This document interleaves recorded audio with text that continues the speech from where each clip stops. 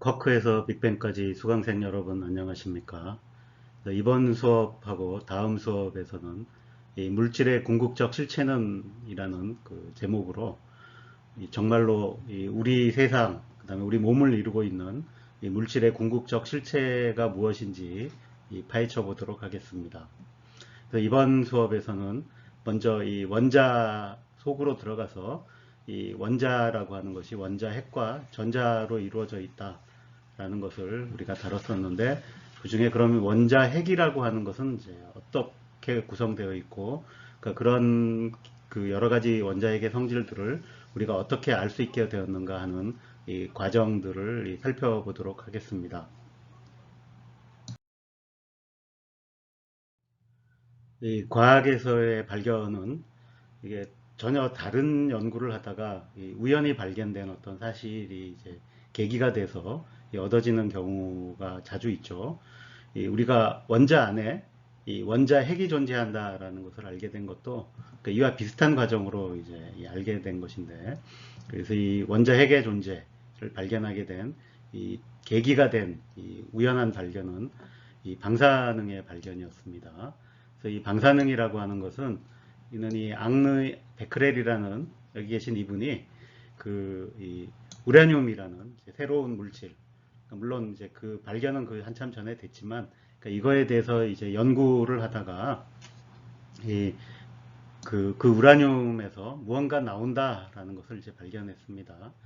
그래서 이 우라늄 연구를 하려면 먼저 이렇게 그 우라늄 광석을 이제 가져와서 좀 재련을 해야죠. 우라늄을 뽑아내야 되는데, 사실 뭐 그 과정이 이제 간단치는 않습니다만, 지금 여기 있는 이 사진은 이렇게 그 우라늄을 뽑아내기 위해서 그러니까 할로겐 화합물을 이제 만드는 거죠. 그래서 뭐 불소나 플로르 이런 것들과 이제 화합물을 만들어서 연구하고, 또는 이렇게 이제 정제를 해서 보통 연구를 하는데, 이 당시에는 이제 이런 우라늄 광석을 가지고 이렇게 하다가 거기서 무언가 나오는데, 그 전에 이미 이렇게 이 사진 건판이라는 것들이 그 과학 실험에 이제 많이 쓰이고 있었습니다. 그래서 이거는 그 유리판 같은 것에다가 이 감광제, 그러니까 화학 물질이죠. 그러니까 빛이 들어오면 반응하는 그 감광제를 발라놓은 것인데, 당연히 기본적으로는 이 사진을 찍기 위해서 쓰는 건데, 사진 외에도 이런 그 뭐 X선을 발견한다든지 할 때도 다 이런 이 사진 건판에 감광제를 감광시킨다라는 것들로부터 이제 발견이 됐던 거죠. 그래서 이런 그 우라늄을 이제 이 종이에 싸뒀는데, 그 다음에 이 사진 건판을, 그래서 빛이 들어가면 안 되기 때문에 검은 종이에 이렇게 이제 싸뒀는데, 그러니까 그렇게 됐음에도 불구하고 이 우라늄 옆에 있던 이제 이 감광 사진 건판이 감광이 된 것을 발견을 해서 몇 가지 이제 확인을 해보겠죠. 그래서 이걸 뭐 어떻게 차단하면 어떻게 되나 뭐 이런 등등을 해봤는데, 지금 이제 이 사진이 이제 그렇게 해서 발견한 감광이 된 건데, 그러니까 여기 보면 이 모양이, 그러니까 그 우라늄의 이제 이 원석의 모양을 그대로 이렇게 반영을 해서 이런 게 뭔가 나온다라는 걸 이제 보여줬던 거죠. 근데 이게 이제 그 전에 직전에 발견됐던 X선하고는 다른 종류의 이제 것이다 라는 것을 이제 발견을 했습니다.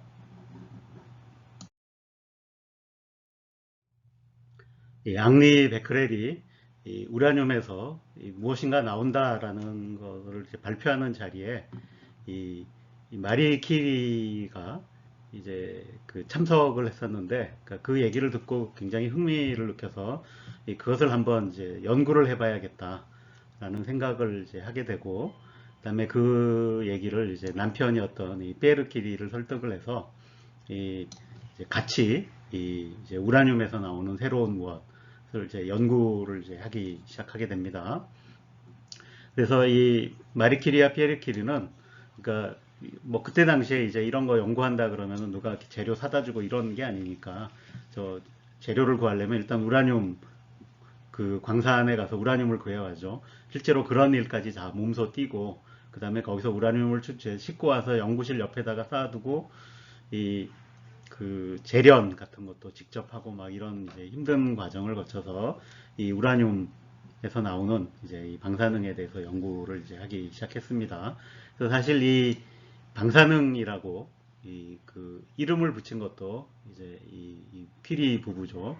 그래서 레이디오 액티버티라는 이런 것을 이제 명명을 하고, 그 다음에 그 이 우라늄 그 원석을 이제 연구를 하다 보니까 그걸 이 거기서 실제로 이제 어떤 물질에서 나오나, 그러니까 이런 것들을 이제 다 이제 연구를 했겠죠. 그러니까 그렇게 하다 보니까 이 우라늄보다 실제로 방사능이 더 많이 나오는 이 새로운 원소들을 이제 발견하게 됩니다.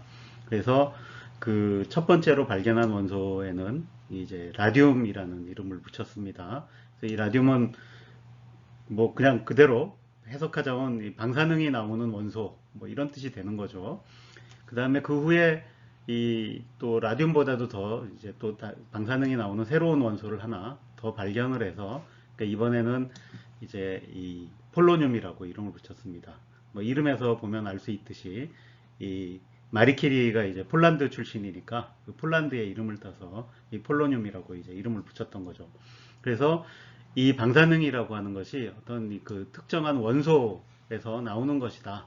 그러니까 그리고 그런 나오는 원소가 이제 우라늄 외에도 이런 라듐이나 폴로늄 같은 새로운 원소들도 있다라는 것 등등을 이 두 사람이 이제 그 공동 연구를 통해서 알아냈던 거죠.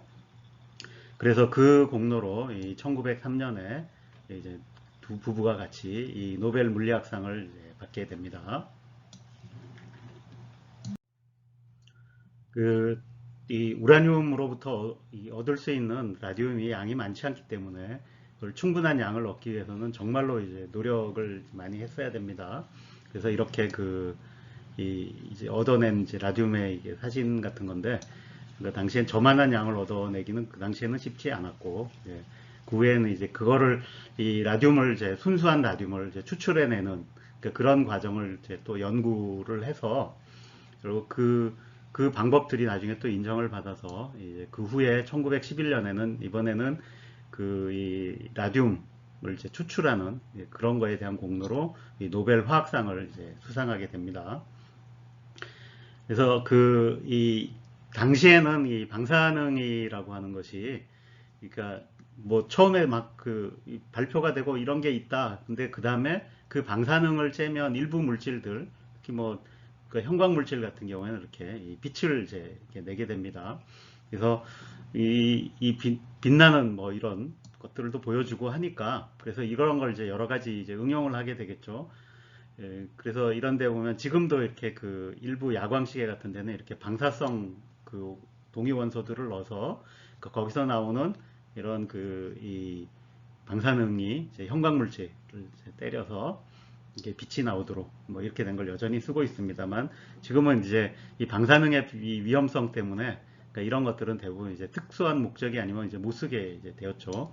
사실 저거를 발견하기까지가 그러니까 꽤 시간이 걸렸습니다. 그래서 처음에 저 라듐이 나오고 이게 신문에 나오고 하니까 저게 뭐 신비에 이제 이 뭐 우라늄이라든지 뭐 라듐, 특히 그 중에 이제 라듐이 이 사람들에게 뭐 신비의 물질로 이제 인식이 된 거죠. 그래서 저거를 이렇게 이제 쬐면은 건강에 좋다느니 뭐 이런 이제 이 잘못된 소문들이 퍼져서, 그래서 이걸 또 이제 약으로 만병통치약으로까지 이게 이제 만들게 됩니다.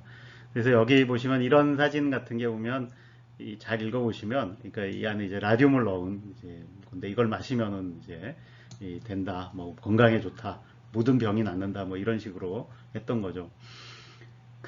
지금 기준으로 생각하면 말도 안 되는 거죠. 방사능을 먹는 거 아니에요.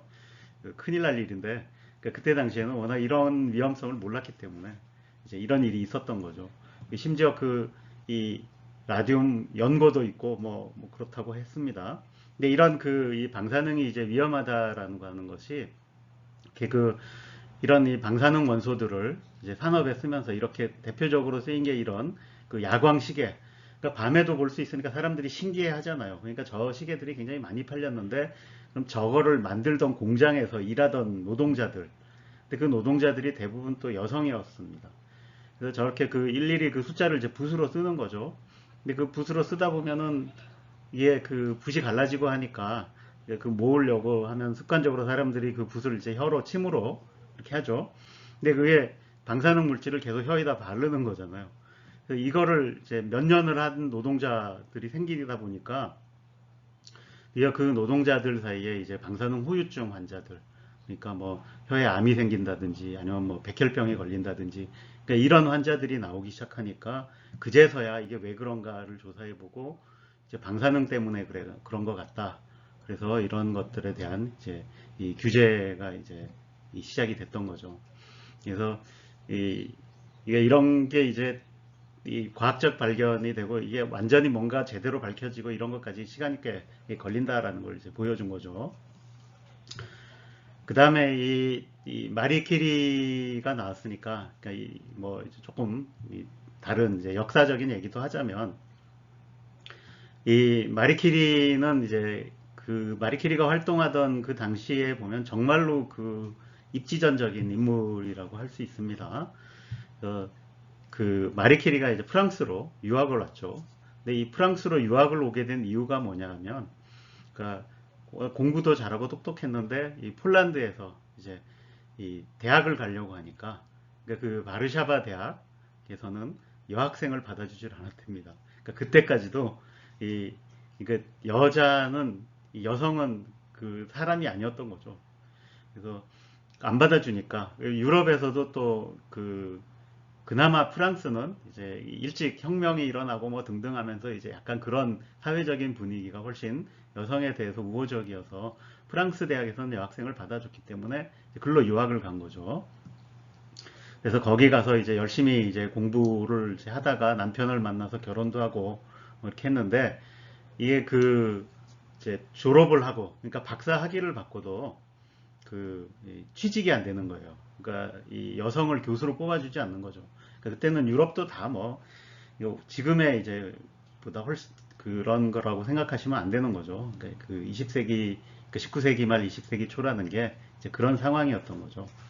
그래서 이 심지어는 그 노벨상을 이제 이렇게 받을 때도, 그래서 이 방사능 연구가 이제 굉장히 중요한 업적인 것 같으니까 그 노벨상 위원회에서 이제 노벨상 수상자로 결정을 했는데, 그 노벨상 위원회조차도 그러니까 앙리 베크렐하고 피에르 키리만 수상자로 결정하고 이 마리 키리는 빼버린 거예요. 그래서 이 여성이라는 이유로 그래서 황당한 일을 했던 거죠. 근데 그나마 다행히 이제 피에르 키리는 자기가 이게 일을 하게 된 것도 마리 키리가 이제 먼저 주도를 한 거고, 근데 이 마리 키리를 주지 않고 받는 거라면 이제 받지 않겠다라고 거부를 해서 결국 이제 이 논의 끝에 이 마리 키리도 이제 받게 된 거죠. 지금 생각해보면 황당하겠죠. 예. 근데 그러고 나서 심지어 요새 같으면 정말 상상할 수 없는 일일 텐데, 이렇게 마리 키리가 이 노벨상을 받고도 여전히 이 정식 교수 자리를 못 얻고, 그러니까 여전히 시간 강사, 그래서 치면 그러니까 그런 걸로 이렇게 그런 자리를 이제 계속해서 유지하다가, 그러니까 결국 언제 정식 교수가 되냐 하면 피에르 키리가 사고로 죽고 나서야, 그다음에 이제 피에르 키리가 있던 자리를 이제 아마 물려가는 걸로 그래서 됐던 거죠. 그래서 이런 이 시대를 이제 뚫고서 이런 훌륭한 업적을 내고, 그것도 두 번이나 이제 노벨상을 이제 받았던 거죠. 특히 이렇게 노벨 물리학상과 화학상을 이렇게 다른 상을 받은 사람은 아마 거의 유일하지 않을까 싶은데, 근데 사실은 또 이게 노벨 화학상을 받을 때도 이제 약간의 이제 트러블이 있었는데, 이게 그러니까 피에르 키리가 이제 교통사고로 죽고, 예, 그에 혼자 지내다가 이제 이 마리 키리가 연인이 생깁니다. 그 연인이 남편의 이제 제자 중에 한 사람이었어요.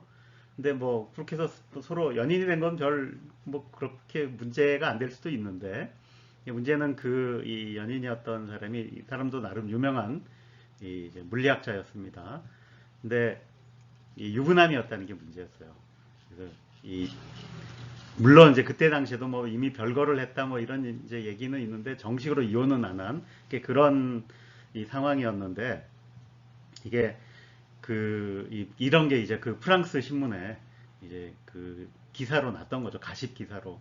그래서 이 마리키리라는 이제 이 유명한 과학자가 이 프랑스 유부남하고 해서 가정 파괴범으로 이제 뭐 이런 식으로 스캔들이 된 거죠. 아무래도 이게 뭐 아무리 프랑스가 껴 있다 그래도 뭐 이 마리키리는 폴란드에서 온 그 이방인이잖아요. 그러니까 그런 거에 대한 집시, 그러니까 그런 여자가 이 이제 프랑스에 이런 이 남자 유부남하고 뭐 뭘 해서 남편을 뺏었다 뭐 이런 식으로 이제 이렇게 해서 시끄러워진 거죠. 근데 이미 그 사건이 나기 전에 이제 이 노벨 화학상 수상자로 결정이 돼 있었는데 이게 이렇게 시끄러워지니까 심지어 그 노벨 상 위원회에서 이걸 뭐 결정해 놓은 수상자를 취소할 수는 없고 뭐 D로 자기가 안 받겠다고 거절하면 안 되겠냐 뭐 이런 것까지 타진했다 그래요. 물론 이제 마리키리가 거절을 해가지고 그 이제 사생활과 이제 그런 거는 구별을 해야 된다라고 해서 이제 뭐 받기는 했습니다.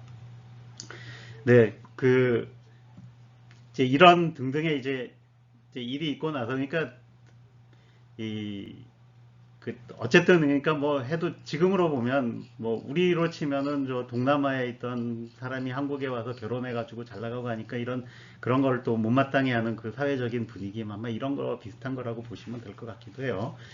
네, 그렇죠. 이제 그로부터 세월이 한참 흘러서는 이제는 서로 이 폴란드하고 프랑스가 서로 자기네 나라 사람이네 하고 서로 다투는 약간 이제 뭐 이런 이제 상황도 일어납니다.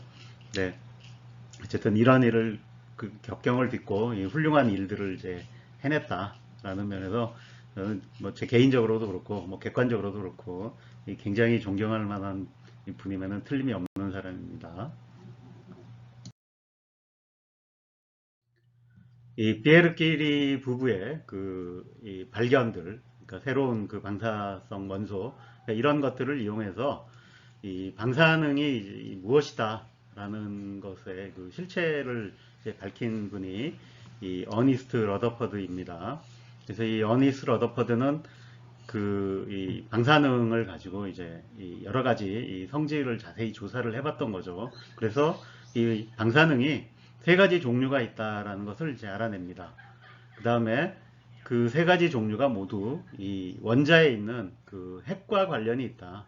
그래서 이 핵으로부터 나온다. 이런 것들을 이제 알아냈는데, 그래서 이 세 가지 방사선의 종류의 이름을 이제 붙였죠. 그래서 알파선, 베타선, 감마선 이렇게 이름을 붙였는데, 이렇게 그 이름을 붙인 거는 일단 이 세 가지가 이제 뭘로 구별되느냐 이거를 봐야 됩니다.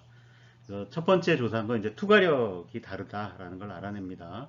그래서 이 투과력이 제일 약한 것을 이제 알파선이라고 붙였는데 이 알파선은 이 종이 정도도 투과를 못하더라라는 거였고 그 다음에 그 베타선은 이제 그 다음으로 투과력이 좋은데 종이 같은 정도는 투과를 하는데 이 금속판 그러니까 이제 여기는 알루미늄 판 같은 거는 통과를 못하더라라는 거였고 그다음에 투과력이 가장 좋은 것이 감마선인데 이 감마선은 이런 얇은 금속판 정도는 이제 투과를 하더라라는 것을 알아냈습니다. 그래서 이 감마선까지 이제 막으려면 이 두꺼운 나판 같은 정도가 있어야 된다. 이런 거를 이제 알아냈고 그 다음에 또 중요한 게 이 방사선이 이제 이 질량을 가지고 있느냐 이런 걸 알아보는 게 중요하겠죠.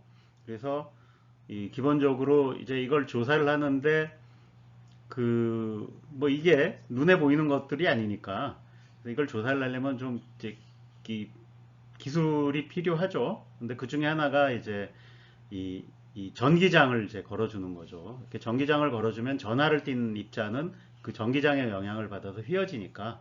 근데 그 휘어지는데 그 실험을 통해서 알 수 있는 거는 그러니까 이 전하의 크기와 질량의 이제 비를 알 수 있습니다. 그러니까 많이 휘어지냐 적게 휘어지냐는 그 같은 힘을 받더라도 질량에 따라도 달라지니까. 그래서 해봤더니 이 이 베타선하고 이 알파선은 휘어진다. 근데 두 개가 반대 방향으로 휘어지더라.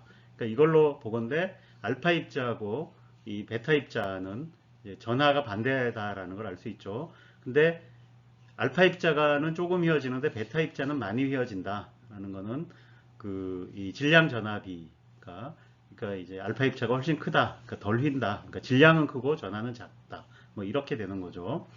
그 다음에 감마선은 이 영향을 전혀 받지 않더라. 그래서 전하를 안 띈 것이다. 라는 것을 이제 밝혀냅니다. 그래서 그 후에 계속된 연구를 통해서 결국 이 알파 입자라고 하는 것은 이 전하가 플러스이고 질량을 잘 봤더니 이 헬륨의 핵이다 라는 걸 알게 됩니다. 그래서 이게 헬륨 원자의 핵이 이제 알파 입자다의 정체다라는 걸 알게 되고, 그 다음에 이 베타선은 이 전자다. 그러니까 그 전자는 그 전에 이제 톰슨이 이 원자로부터 나오는 그 흐름으로부터 전자라는 게 있다라는 걸 알았는데, 그러니까 그거하고 성질이 똑같더라라는 걸 이제 발견한 거죠. 그래서 이 전자의 흐름이다라는 건 알았는데, 차이는 뭐냐면 톰슨이 발견한 전자는 이 핵주위를 돌고 있던 전자인데 비해서 이 지금 이렇게 방사능으로 나오는 이 전자는 핵으로부터 나온다라는 거죠. 그 다음에 이 감마선이라고 하는 거는 이 전자기파인데 파장이 훨씬 짧은, 그래서 그 X선보다도 더 짧은 파장의 전자기파다라는 것을 알아냈던 겁니다. 그래서 이게 이 발견을 통해서 이제 이 세 개의 방사능 종류를 알아내고, 그다음에 그것을 이용하면 또 핵에 대해서 이 많은 걸 알아낼 수 있다. 그래서 그걸 이제 본격적으로 이 핵에 대해서 연구를 한 분이 러더퍼드여서 지금도 이제 이 어니스트 러더퍼드는 이 핵물리학의 아버지라고 불리고 있습니다. 그 방사능을 이용해서 이 러더퍼드가 이제 드디어 원자 안에 이 핵이라는 것이 존재한다라는 것을 발견하게 됩니다. 그 유명한 실험이 바로 이 러더퍼드의 이 알파 입자 산란 실험인 거죠. 이 러더퍼드가 이런 실험을 이제 할 생각을 하게 된 것은 그 이 톰슨이 그 전에 이제 전자라는 걸 이제 발견했죠. 그래서 그 톰슨이 그런 그 자기의 발견을 바탕으로 원자가 이렇게 생겼을 것이다 라고 하는 이 원자 모형을 이제 제시를 합니다. 근데 이게 원자 자체는 전기적으로 중성이니까, 그러면 거기서 이제 전자가 튀어나오는 걸로 봐서 이 전자들이 이 마이너스 전기를 띠고 있죠. 그러면 이 원자라고 하는 건 이제 플러스 전기를 띤 어떤 그 물질로 이제 채워져 있는데, 거기에 이 마이너스 전기를 띤 이런 전자들이 이제 박혀 있다. 그래서 이게 마치 이 푸딩 안에 건포도가 박혀 있는 것처럼 해서 이게 이 푸딩 모형이라고 이제 불리는 이제 그런 모형을 이제 제시를 했던 거죠. 원자가 이렇게 생겼을 것이다. 네. 근데 러더퍼드는 그러니까 원자가 정말로 저렇게 생겼나라는 것을 이제 확인해 보고 싶은데, 그럼 확인하려면 도구가 있어야겠죠. 근데 그 도구로 바로 자기가 이제 그 연구를 해서 알아냈던 이 알파 입자라는 거를 써볼 생각을 하게 됩니다. 그래서 알파 입자, 이렇게 알파 입자를 내는 이제 대표적인 이 물질이 앞에서 이 마리키리가 발견했던 이제 폴로늄이라는 이제 그 물질을 쓰면 됩니다. 그래서 그런 걸 써서 이렇게 이제 알파 입자를 내는데, 그 중에 이렇게 사방으로 나갈 텐데, 내가 이거를 이제 실딩을 이렇게 납으로 된 실딩을 하고 이쪽 방향, 한쪽 방향으로만 이렇게 뚫어두면 이제 그쪽 방향으로 날아가는 알파 입자만 쭉 나오겠죠. 그래서 그런 이제 날아가는 속도를 가진 알파 입자, 이게 이 방사능이 붕괴하면서, 핵이 붕괴하면서 나오기 때문에 이 알파 입자가 이제 제법 큰 에너지를 가지고 나오게 됩니다. 그래서 그걸 가지고 이렇게 원자를 이렇게 산란 실험이라 그러는데, 이렇게 이제 부딪혀 볼 생각을 한 거죠. 이렇게 쭉 보내는데, 그래서 이러면 만약에 톰슨 모형이 맞다면 이 알파 입자는 헬륨의 핵이라 그랬죠. 그럼 굉장히 무겁습니다. 전자보다는. 여기 있는 전자는 양성자의 이제 대략 한 1800분의 1이니까 이 알파 입자는 헬륨의 핵이니까 양성자의 대략 4배의 질량을 가지고 있습니다. 그러면 저 전자에 비해서는 거의 뭐 한 7600, 어떻게 되나요? 7200배? 뭐 그 정도의 질량을 가지고 있어서 질량이 비교가 안 되는 거죠. 그럼 그렇게 무거운 입자가 지나가면 이제 영향을 거의 안 받고 조금 휘어지는 정도. 그 다음에 이렇게 플러스 전기가 골고루 퍼져 있다면 역시 그것도 큰 영향을 주지 못해서 그래서 조금 이제 흐트러지는 정도에서 이렇게 이제 실험이 될 것이다. 그러니까 결과를 예측하고 이런 이제 확인하려고 하는 실험을 이제 해봤던 거죠. 그래서 실험을 하는데 여기 이제 제일 중요한 게 여기 이 타겟이라고 부르는데 여기에 이제 원자들을 이제 놔야 되죠. 근데 원자라는 게 워낙 작지 않습니까? 그래서 그 조그만한 물체를 놔도 그 안에 원자가 굉장히 많아요. 근데 굉장히 원자가 많으면 이 실험을 정확하게 분석하기가 힘듭니다. 그래서 이 최소한 원자를 줄여야 되겠죠. 그렇게 하려면 이 원자를 요 타겟을 굉장히 얇게 만들어야 돼요. 그래서 최대한 얇게 만드는 게 제일 중요한데 그 얇게 만들 수 있는 물질 그게 이제 제일 좋은 게 금이죠. 그래서 이 금박을 쓰게 됩니다. 이걸 굉장히 얇게 만든 금박을 써서 하면 원자의 층이 많지 않으니까 그럼 이런 실험을 해도 그 원자가 겹쳐 있더라도 비슷한 결과가 이제 나오겠죠. 그래서 이제 이런 실험을 해봤는데 그래서 예상은 거의 다 이쪽으로 통과할 거라는 거였는데 뭐 다른 각도로도 나가는 게 있는지 다 조사를 해봤겠죠. 근데 이렇게 조사를 해봤는데 이 대충 예상한 결과와 대충은 맞는데 분명하게 안 맞는 것들이 있었어요. 그건 뭐냐 하면 대부분 다 통과를 한다라는 건 맞았는데 그 중에 아주 일부는 굉장히 강하게 뒤로 튕겨져 나오는 것까지 있더라. 옆으로 튕겨져 나가고. 그래서 이 뒤쪽까지 오는 게 있더라라는 걸 이제 발견을 한 거죠. 근데 이런 톰슨이 제안한 모형에서는 이런 일이 불가능하다. 그래서 이렇게 강하게 튕겨져 나오는 게 존재하려면 그러니까 여기에 굉장히 이 알파 입자도 그 양성자 4개의 무게를 가지고 있으니까 꽤 무겁다 그랬죠. 그럼 그거보다 뭔가 더 무거운 뭔가가 있어야 되는 거죠. 그래서 그리고 그게 이제 이런 게 굉장히 크다 그러면 많이 튕겨져 나와야겠죠. 근데 조금밖에 안 튕겨져 나와요. 그럼 그걸로부터 요 크기가 작아야 된다라는 걸 알 수 있습니다. 이렇게 산란 실험을 해보면 이 타겟의 크기가 얼마이다 라는 것을 이제 알아낼 수가 있습니다. 간단한 예로 여러분들 그 벽에 이제 1m, 1m 짜리 벽이 있다 그래 봅시다. 근데 거기에 이제 접시가 하나 있는데 그 접시의 이 면적을 알아내고 싶어요. 근데 여러분들이 접시를 볼 수 없다고 해봅시다. 이게 눈을 가렸다고 해봐요. 근데 대신에 내가 손에 바둑알이 들려 있어요. 그러면 이 바둑알을 던져서 저 접시의 면적을 알아낼 수 있을까?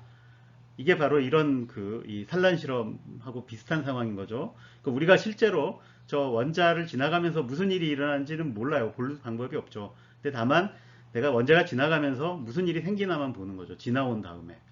그래서 그 벽에 예를 들어 접시를 몇 개를 이렇게 무작위로 이렇게 걸어놔요. 예를 들어 10개를 걸어놨다고 칩시다. 그 다음에 바둑알을 던져서 이렇게 예를 들어 100개를 던졌어요. 그랬더니 그 중에 10번 땡그랑 소리가 났다. 그러면 그게 무슨 의미일까요? 그러니까 벽이 1m, 1m니까 1제곱미터인데 내가 100개 중에 10개가 소리가 났다는 얘기는 그 접시의 총 면적이 그 1제곱미터의 10분의 1, 그러니까 0.1제곱미터라는 얘기죠. 그러면 그 접시가 10개 있다 그랬으니까 그럼 접시 하나의 면적은 0.01제곱미터다 라는 걸 이제 알 수 있는 거죠. 그럼 이 똑같은 원리를 해보면 그러니까 저 보낸 알파 입자 중에서 이렇게 그 원자가 서로 겹쳐 있지 않다라고 생각을 하면 실제로 이렇게 원자핵이 워낙 그 원자의 크기에 비해서 작기 때문에 이 충분히 얇은 방막이라면 그래서 이렇게 겹쳐지지 않는다라는 거죠. 그래서 이런 실험할 때 이게 왜 얇은 게 중요하냐라는 걸 보여주는 거죠. 그렇게 하면 그 총 보낸 알파 입자의 수 중에 강하게 튕겨져 나온 알파 입자의 수를 세면 핵의 크기를 알 수 있는 거죠. 그래서 그런 방식으로 이 핵의 크기가 원자 크기의 이 10,000분의 1에서 100,000분의 1 정도가 되고 그 안에 원자의 질량의 대부분이 들어있고 강한 그러니까 양의 전기를 띠고 있는 이런 게 있다. 그래서 이 핵이 존재한다 라는 것을 이런 실험을 통해서 확인을 할 수 있었던 겁니다. 이 러더퍼드의 알파 입자 산란 실험은 이 원자 안에 이 질량과 전하가 다 뭉쳐있는 핵이 존재한다라는 것도 알아냈고 그 다음에 그 핵의 크기가 유한하다. 그러니까 굉장히 원자의 크기에 비해서 작긴 하지만 유한하다라는 것도 알아내죠. 그다음에 그러고 나면 그럼 그 유한한 크기의 핵이 그럼 이 뭘로 이루어져 있는가? 뭐 이런 것도 더 생각해 볼 수가 있게 되는 거죠. 그래서 거기에 대한 이제 단서가 되는 게 일단 그 플러스 전기, 양의 전기를 띤 이 양성자라는 게 존재한다. 뭐 이런 것을 이제 발견한 건데요. 근데 역시 양성자도 그러니까 기본적으로 그런 게 존재한다라는 것을 이제 찾아낸 건 이 어니스트 러더퍼드입니다. 근데 사실 잘 생각해 보면 근데 이미 그 전에 사람들이 이 양성자라는 걸 이제 발견을 했었습니다. 근데 그거는 이 양성자라고 하는 게 기본적으로 수소 원자라고 하는 것이 양성자 하나와 전자 하나로 이루어져 있기 때문에 내가 수소 원자에서 전자를 하나 떼어내면 그게 바로 양성자였던 거죠. 근데 그러니까 그런 것들을 이제 이미 그 오이겐 골스타인이 1886년에 이런 그 음극선관 같은 데서 내가 여기다가 수소 기체를 넣고 이렇게 하면 이렇게 여기서 나온 이제 이 전극에서 나온 전자들이 가속돼서 가면서 그 전자를 치면 이 안에 이제 이 전자가 떨어져 나가면서 이온이 생기죠. 근데 화학에서는 굉장히 흔한 일입니다. 그러니까 전자 하나 떼어내주고 원자가 이온이 되는 게. 근데 수소 원자 같은 경우에는 전자가 하나밖에 없으니까 거기서 전자를 하나 떼어내면 그냥 양성자만 남는 거죠. 그래서 이 수소이온 이런 것들은 이미 이제 만들었었고 그렇게 된다라는 걸 이제 확인을 했던 거죠. 다만 그러니까 그걸 이제 이 핵을 이 구성하는 기본 요소인 양성자다라는 생각까지는 못했지만 어쨌든 이제 이런 식으로 발견을 했던 거를 이 어니스트 러더퍼드는 이제 핵에서 직접 그 핵의 구성 성분으로 양성자가 존재한다라는 것을 이제 확인을 한 겁니다. 근데 뭐 이 실험은 그러니까 이 알파 입자를 이제 질소 핵에다가 이게 충돌시킨 건데 이 실험이 뭐 굉장히 어려운 실험이 아니고 이 예를 들어서 그 폴로늄, 그러니까 알파 입자 많이 나오는 그 알파 분기하는 원소죠. 그러니까 그 폴로늄에서 알파 입자가 나오면 그걸 그냥 놔두면 공기 중에다가 이렇게 내보내면 공기 중에 질소가 많죠. 그럼 그 이제 질소 원자 핵하고 부딪혀서 그러니까 이 질소 원자가 산소로 바뀌더라. 그러니까 이거를 확인한 겁니다. 그러니까 이게 최초로 그러니까 핵 반응, 그러니까 이 방사능을 알파 입자를 이용한 핵을 변환시킨 거죠. 이 핵의 변환이라고 하는 것이 사실 이 중세 시대 때부터 있었던 그 연금술사들이 물질을 바꾸려고 했던 그러니까 그런 거를 진짜로 해낸 거죠. 그래서 이게 그, 그 최초에 이제 성공한 건데 뭐 그런 의미까지 생각해 봤는지는 모르겠지만 어쨌든 이 과정에서 이렇게 알파 입자가 부딪히면 그 중에 여기서 이제 그 양성자가 하나 나오고 이게 산소로 바뀌는 이제 이런 반응이 일어납니다. 그래서 이때 양성자가 나온다라는 걸 봤고 이걸로부터 그럼 당연히 여러분들이라도 이렇게 생각하겠죠. 아, 이 핵간에 양성자라는 것이 존재하는구나 라는 거죠. 근데 이게 문제는 그러면 여기 그 양성자의 질량은 이제 재보니까 수소 원자하고 똑같으니까 그래서 수소 원자의 핵이 양성자라는 것도 금방 알 수 있는데 근데 예를 들어 질소 원자 같으면 이 질소 원자의 핵은 그러니까 양성자 질량의 한 14배쯤 되나요? 그 정도 되는군요.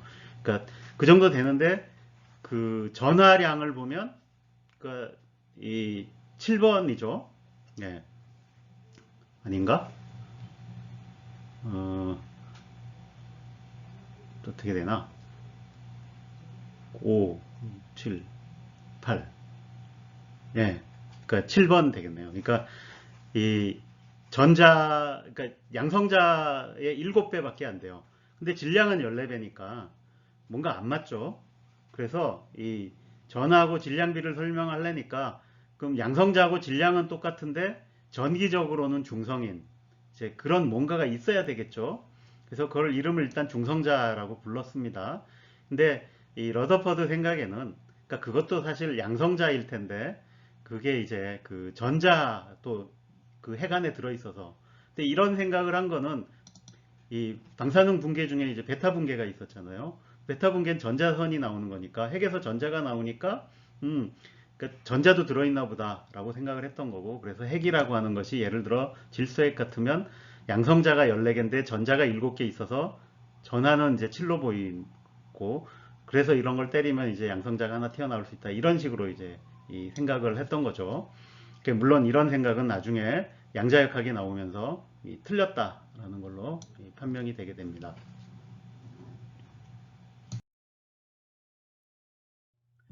이 핵을 이루는 또 다른 구성 요소는 중성자라고 하는 것인데, 앞에서 러더퍼드가 이 양성자와 전자의 이제 그 결합 상태, 이걸 중성자라고 그러는데, 그 중성자가 아니라 완전히 다른 새로운 실체로서 중성자가 존재한다 라는 것을 이제 발견하게 됩니다. 그래서 이 발견한 사람은 이 제임스 체드윅이라는 분이고, 이 1932년이 돼서 이제 발견이 된 겁니다. 그래서 이 양자역학이 이미 알려진 그 다음이죠. 그래서 사실 그 양자역학이 알려지면서 러더퍼드가 했던 이 양성자와 전자가 모여서 이제 뭉쳐서 이제 그 중성자가 될 거다라는 생각은 근본적으로 불가능하다라는 게 양자역학에 의해서 밝혀집니다. 그게 이제 그 핵 정도의 작은 크기의 이 양성자와 전자가 이 바운드 스테이트, 그러니까 결합 상태를 이제 만들 수가 없고, 만들더라도 그 정도 되면 에너지 레벨이 너무 커서 그 핵이 이제 안정성이 없다, 뭐 이런 것들을 이제 알게 된 거죠. 근데 그거 말고 결국 그 핵 안에는, 그러니까 정말로 중성자와 질량은 거의 비슷한데 전기는 띠지 않은 새로운 입자가 있다라는 것을 이제 찾아낸 게 중성자입니다. 근데 이 체드윅이 그걸 어떻게 발견을 했냐 하면, 역시 이제 알파 입자를 이제 이용을 한 겁니다. 여기 이렇게 폴로늄을 써서, 그럼 여기서부터 알파 입자가 나오는데, 그러니까 이 알파 입자를 이제 베릴륨이나 보론 같은 것들, 굉장히 이 가벼운 원소들이죠. 그러니까 이 핵 안에는 이렇게 이제 이 양성자나 중성자가 몇 개 없는 그런 핵인데, 알파 입자를 이렇게 때리면, 그러니까 앞에서 그 질소 핵인 경우에는 양성자가 튀어나오면서 산소로 간다 그랬죠. 그럼 여기서도 이제 핵종이 변환되는데, 이 경우에는 중성자가 튀어나왔던 겁니다. 그래서 여기서 뭔가 나온다라는 건 알았는데, 그래서 이게 전기를 안 띠고 있다 보니까 이게 뭐다라는 걸 이제 확인하는 게 쉽지 않았던 거죠. 그래서 사람들이 이걸 확인을 잘 못했는데, 이 체드윅은 이제 여기에 아이디어를 내서 이 파라핀을 이제 놓습니다. 근데 이 파라핀이 뭐냐면 탄수화물이죠. 탄수화물에는 수소가 많아요. 그러니까 이때 나온 이 전기적으로 중성인 중성자가 이 파라핀에 있는 수소 원자의 핵을 때리면 양성자가 다시 튀어나옵니다. 그럼 그 튀어나온 양성자를 그거는 양성자는 전기를 띠고 있으니까, 그러니까 그 양성자의 이제 운동 에너지, 그러니까 속도가 얼마다, 이런 것까지 다 잴 수가 있는 거죠. 그래서 그런 걸 통해서 확인을 해보니까, 그러니까 전기적으로 중성인데 질량은 거의 이제 양성자와 비슷한 그러니까 이런 성질까지 다 이제 알아낼 수 있었던 거죠. 그래서 이런 중성자가 존재한다라는 거를 이제 발견을 했고, 그다음에 이런 발견들은 워낙 그때 당시로서 놀라운 발견이기도 하니까 금방 이렇게 이 노벨상을 이제 수상을 했던 거죠. 자, 이제 핵이 이 양성자와 중성자로 이루어진 것 같다라는 거는 이제 알았습니다.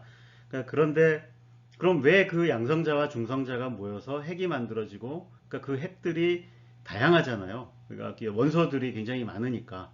그래서 그런 다양한 핵들을 어떻게 만드는가? 그러니까 이런 걸 이제 이해하고 싶은데, 근데 이미 그 전에 이런 발견이 있기 전에 우리가 이제 원자에 대해서 먼저 이해를 하게 됐죠. 그리고 그 이해를 하는 과정에서 이제 양자역학이 탄생했다고 배웠습니다. 근데 그 핵이라고 하는 건 원자보다 더 작은 크기니까, 그 크기에서는 당연히 양자역학을 써서 그 원자 핵을 이제 이해를 해야 된다라는 거죠. 그러니까 그렇기 때문에 우리가 이 원자를 어떻게 이해했던가를 한번 다시 이제 조금 돌아봐야 될 것 같아요.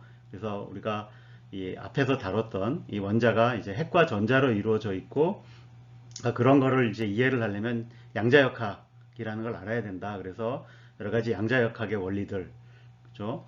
그래서 특히 그 중에 이제 기본적으로 안정성이라든지 왜 이렇게 에너지가 양자화되는 걸 이해하는데 이 중요했던 게 이제 불합정성 원리 같은 거가 작용을 하고, 그 다음에 여러 개의 전자가 있을 때는 이 전자가 스핀이 2분의 1인 페르미온이라서 이 파울리의 베타 원리가 작용한다. 그러니까 이런 것 등등을 이용해서 우리가 이 원자에 대해서 이해할 수 있었죠. 자, 그리고 그걸 바탕으로 이 원소, 그러니까 118가지의 원소가 이제 존재한다 그랬는데 그 원소의 성질이 이제 어떻게 결정되나, 그리고 이 화학에서 알려져 있던 이런 그 원소의 성질에서 나타나는 주기율을 우리가 어떻게 이해할 수 있나, 이런 것 쭉 했었습니다. 그래서 이제 전자가 이렇게 이 핵이 만드는 이제 이 전기력 포텐셜 안에 이렇게 차곡차곡 이제 채워지면서 이 파동함수 그들이 이제 어떻게 차가는가, 그러니까 이런 걸 통해서 이런 걸 다 이해할 수 있었다라는 걸 살펴봤었죠. 그래서 이 핵에도 내가 양자역학을 적용해서 이 어떻게 핵이 어떤 성질을 가지나, 일단 이런 걸 이해해 보고 싶은데, 그럼 첫 번째로 그럼 핵이 무엇으로 이루어졌나를 알아야겠죠. 그래서 원자는 핵과 전자 이걸 아는데, 그럼 핵은 예, 양성자와 중성자로 이제 이루어져 있다라는 걸 이제 알았습니다. 그런데 문제는 이 양성자와 중성자가 그 굉장히 작은 영역이죠. 그러니까 원자 크기의 10,000분의 1에서 100,000분의 1 그 사이의 크기를 가지니까 굉장히 작은 영역 안에 이렇게 이제 모여 있다라는 겁니다. 근데 여기에는 그럼 이것들을 붙잡아 두는 힘이 뭔가, 이걸 알아야 되는 거죠. 근데 그 힘이 뭔지는 모르겠는데 한 가지는 알아요. 그건 뭐냐면 이 양성자와 양성자들은 다 양의 전기를 띠고 있죠. 그럼 중성자는 모르겠는데 이 양성자들끼리는 굉장히 큰 전기적 반발력이 작용할 겁니다. 그 다음에 거리도 굉장히 가깝죠. 핵이 워낙 작으니까. 그래서 그 전기적 반발력이 굉장히 클 거예요. 근데 그럼에도 불구하고 저 핵 안에 양성자들이 안에 잘 들어가서 이제 서로 붙어 있거든요. 그러니까 그거를 설명하려면 그러면 저 전기적 반발력보다 훨씬 더 강력한 다른 힘이 존재해야 되는 거다라는 거를 알 수 있죠. 그래서 저 1930년대 그런 힘이 있을 거다라는 생각을 했던 거죠. 그래서 이 핵 속에는, 그러니까 우리가 일상에서 관찰되는 힘인 중력이나 전자기력, 특히 이제 우리 생활에 중요했던 게 전자기력이었죠. 근데 이 전자기력과는 다른 힘들이 존재해야 된다라는 거를 이제 여기서부터 힌트를 얻을 수 있었죠. 근데 그 후에 이제 계속 그 연구를 통해서 이 두 가지 힘이 더 존재한다라는 것이 이제 밝혀집니다. 그래서 첫 번째는 조금 전에 설명했듯이 이 양성자의 전기적 반발력보다 훨씬 더 강력하게 이 양성자들과 중성자들을 묶어줄, 잡아당기는 힘이 있어야 되겠죠. 근데 그거를 이제 강한 핵력이라고 부르게 됩니다. 그래서 이런 힘이 존재한다라는 거였고, 또 하나는 양성자와 중성자를 붙잡아두는 힘이 아니라, 근데 핵을 계속 그 연구를 하다 보니까 이제 이 전자가 나온다는 게 있었죠. 그러니까 그거를 이제 베타선이라고 불렀는데, 그 베타선이 나오는 핵의 붕괴를 이제 베타 붕괴라고 합니다. 근데 이 베타 붕괴가 일어날 때 보니까 그 붕괴가 굉장히 천천히 일어나더라라는 거죠. 그래서 뒤에 다시 살펴보겠지만 이 반감기가 굉장히 길다라는 거죠. 근데 만약에 이 베타 붕괴가 그 강한 핵력이나 전자기력으로 일어나면 굉장히 빨리 붕괴가 돼야 되는데 저렇게 천천히 붕괴되는 걸로 봐서 굉장히 약한 힘이 존재할 거다. 그래서 약한 핵력이 존재할 거다라는 거를 이제 사람들이 이제 알게 된 거죠.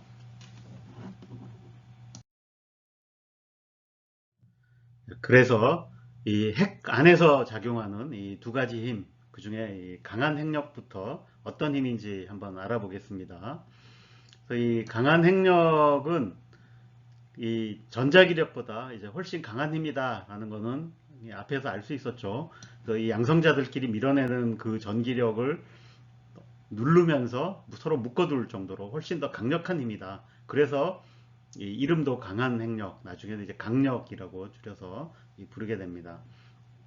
그 다음에 이 힘의 그 굉장히 중요한 특징은, 그러니까 왜 그렇게 강한 힘인데 이 힘이 존재하고 있는데 왜 우리가 일상에서는 그걸 전혀 못 보느냐라는 걸 설명해야 되죠. 그렇게 되는 이유는 그 힘이 작용하는 거리가 먼 거리에선 작동이 안 되고, 그러니까 핵의 크기 정도까지만 작용을 한다라는 거죠. 그러니까 왜 그렇게 되는가는 이제 설명을 해야 되겠죠. 자, 그래서 이런 힘이 왜 생기는가에 대한 첫 번째 이론으로 등장한 것이 이 유가와 이론이라는 겁니다. 그래서 이 유가와 히데키라는 이런 분이 이제 그 처음으로 그러니까 이 왜 강한 핵력이 작용하나라는 것을 이렇게 그 양성자와 중성자끼리 서로 이렇게 파이온이라는 새로운 입자를 이 교환을 함으로써 힘이 작용한다라는 이제 이런 이 아이디어를 내게 됩니다. 그래서 이 중간자라고 부르는데 이걸 이제 파이 중간자라고 불렀던 거죠. 그래서 이 입자를 교환함으로써 힘이 작용할 수 있다라는 거였고 이렇게 이 입자를 교환하면 힘이 작용한다라는 이 아이디어를 이제 처음으로 제시를 했던 거죠.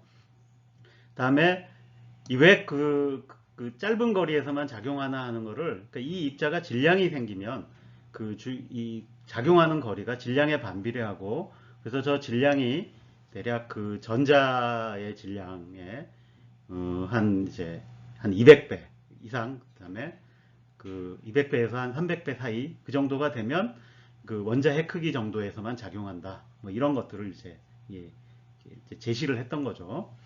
근데 그래서 이미 한동안 이제 그 강한 핵력에 대한 이론으로 이제 존재를 하다가 그러니까 이제 1960년대 오면 이 양성자, 중성자라는 것도 이게 근본적인 입자가 아니다. 그러니까 그것들이 이제 쿼크라는 것들로 이루어져 있다라는 사실들이 밝혀지게 됩니다. 그럼 결국 이 양성자와 중성자 사이에 작용했던 저 강한 핵력이라는 것도 알고 보면 그러면 그 쿼크들을 묶어주는 힘, 그런 게 또 있어야 되겠죠. 그래야만 그 쿼크들이 모여서 이 양성자와 중성자가 될 테니까. 근데 그런 힘이 결국 그 양성자와 중성자를 묶어주는 힘까지 다 포괄해서 같이 작용하는 게 아닐까라는 이제 생각을 하게 되죠. 그래서 결국 그게 그렇게 된다라는 것이 밝혀졌고, 그러니까 그렇게 해서 등장한 새로운 이론이 이 양자 색소역학이라고 부르는 겁니다. 그래서 이 양자 색소역학은 이제 1970년대에 완성이 됐습니다. 그래서 나중에 그 다음 수업 정도에서 다시 한번 설명을 할 텐데 이게 이 게이지 이론이라는 거에 바탕을 두고 있고 그래서 여기서도 결국 힘이라고 하는 것이 입자를 교환함으로써 생기는데 이 게이지 이론이라고 하는 건 게이지 보손이라는 이제 그 입자를 교환해서 힘이 작용한다라고 설명하는 겁니다. 그래서 이 강한 핵력은 8개의 글루온, 그러니까 8개 종류가 있는 거죠. 사실 이 이름이 이제 양자 색소역학이라고 색이 들어간 이유가 이런 이 힘이 작용하는 데는 그러니까 전하가 3종류가 존재를 해서 그 전하의 종류를 3개니까 그걸 이제 그 레드, 그린, 블루, RGB, 그러니까 빛의 삼원색을 따서 이름을 붙였습니다. 그러다 보니까 이제 이 이름도 양자 색소역학이 된 겁니다. 그래서 그런 것들이 이제 작용해서 결국 그 쿼크들을 묶어서 양성자와 중성자를 만들고 그 다음에 그 힘들이 또 남은 여력이 있겠죠. 우리가 원자에서 이 전자와 핵을 묶어주는 게 전자기력인데 그러니까 그 힘이 또 남은 여력으로 원자와 원자를 묶어서 분자들을 만들죠. 그러니까 그거하고 마찬가지로 여기서도 이런 강한 핵력의 여력이 또 이 양성자와 중성자를 묶어서 이제 핵력을 이제 작용한다라고 이제 설명을 하는 거죠. 그러니까 결국 이 유가와의 이 이론은 그러니까 이 양자 색소역학 입장에서 보면 이 근본적인 이론은 아니고 그러니까 이게 내가 핵자의 크기로 왔을 때 나타나는 이제 그 효과적으로 기술할 수 있는 이제 이론으로 바뀌게 된 거죠. 그래서 보다 근본적인 이론은 이렇게 그 쿼크와 쿼크 사이에 이 힘이 작용한다라는 거고 그 힘이 이제 이 강력이다. 근데 그 강력을 기술하는 이론이 이제 양자 색소역학이고 그게 이렇게 8개의 글루온을 교환함으로써 힘이 작용하는데 근데 이 힘에 대해서 이 성질을 조사해 보니까 이 강력이 가져야 될 성질을 다 만족하더라. 그게 이제 나중에 밝혀지는데, 그러니까 왜 먼 거리까지 작용을 안 하느냐 이런 것들을 설명하는 게 그리고 이 힘이 너무 세서 먼 거리로 벌어지면 에너지가 너무 커져서 아예 새로운 입자를 만들어내서 어느 거리 이상이 되면 더 이상 힘이 작용하지 않게 된다. 이런 것들까지 다 설명을 하게 됩니다.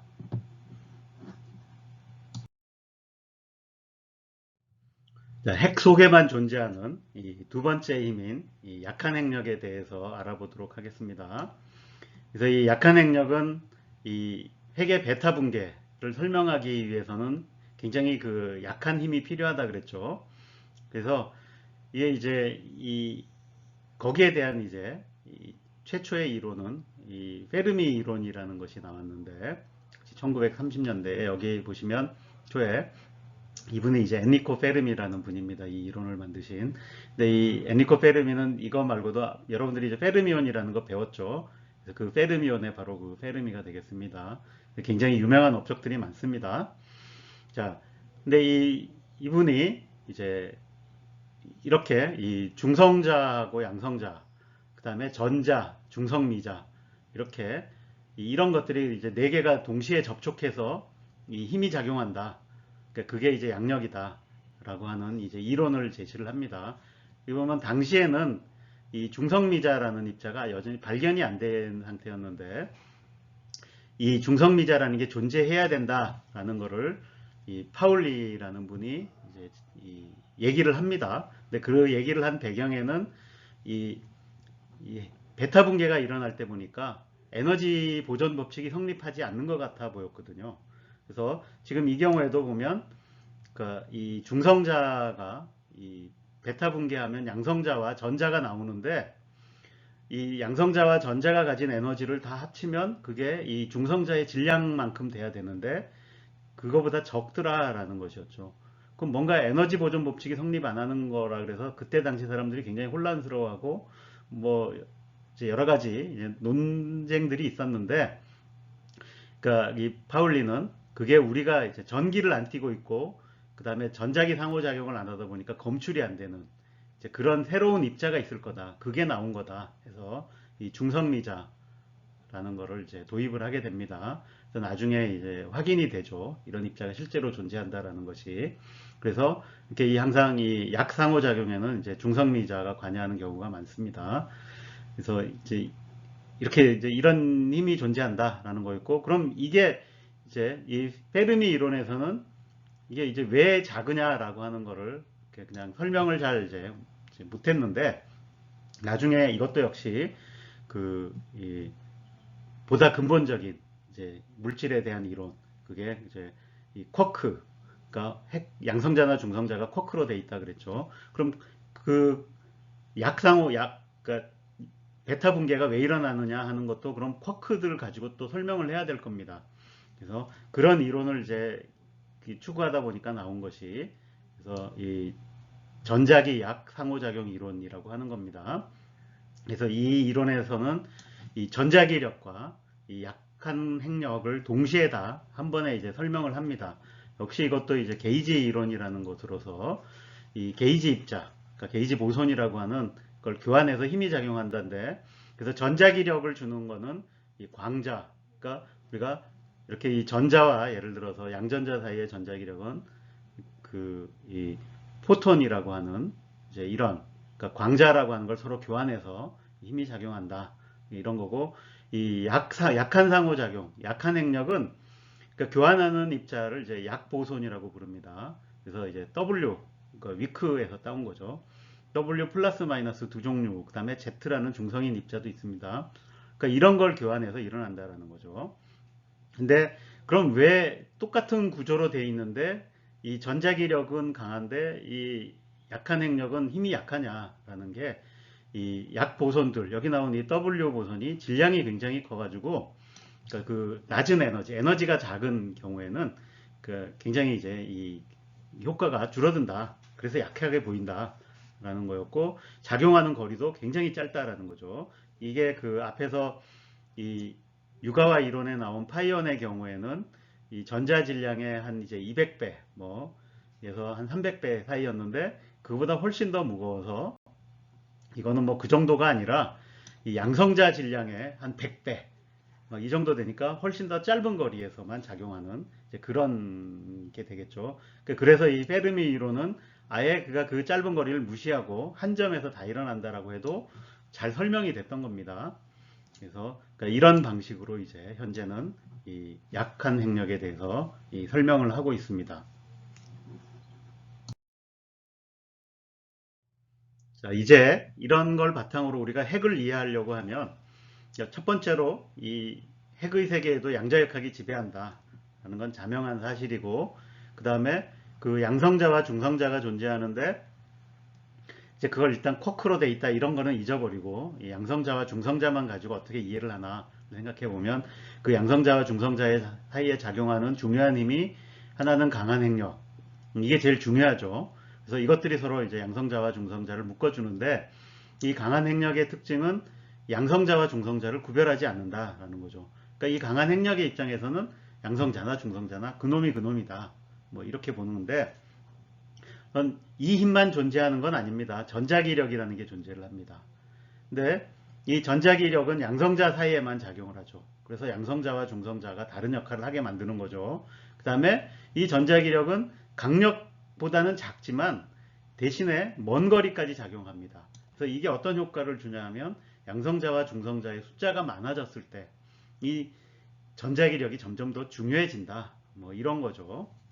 그래서 이거를 이제 왜 핵들이 모여 있나라는 문제를 이제 이 양자역학적으로 이해하려면, 이렇게 핵을 묶어두는 강한 핵력에 의한 이제 포텐셜이 있을 거예요. 여기 이렇게 빨간색으로 그려진 게 이제 강한 핵력만 작용할 때의 포텐셜이고, 거기에 전자기력이 들어오면 양성자 사이에는 그 전자기력은 반발력이 돼서 에너지가 올라가겠죠. 그래서 이런 이제 형태는 똑같은데 요 차이가 생기는, 전자기력에 의한 차이가 생기는 그 힘이 달라서 양성자 묶어주고 중성자 묶어주고 이제 이런 거를 이제 풀어내야 되는 거죠.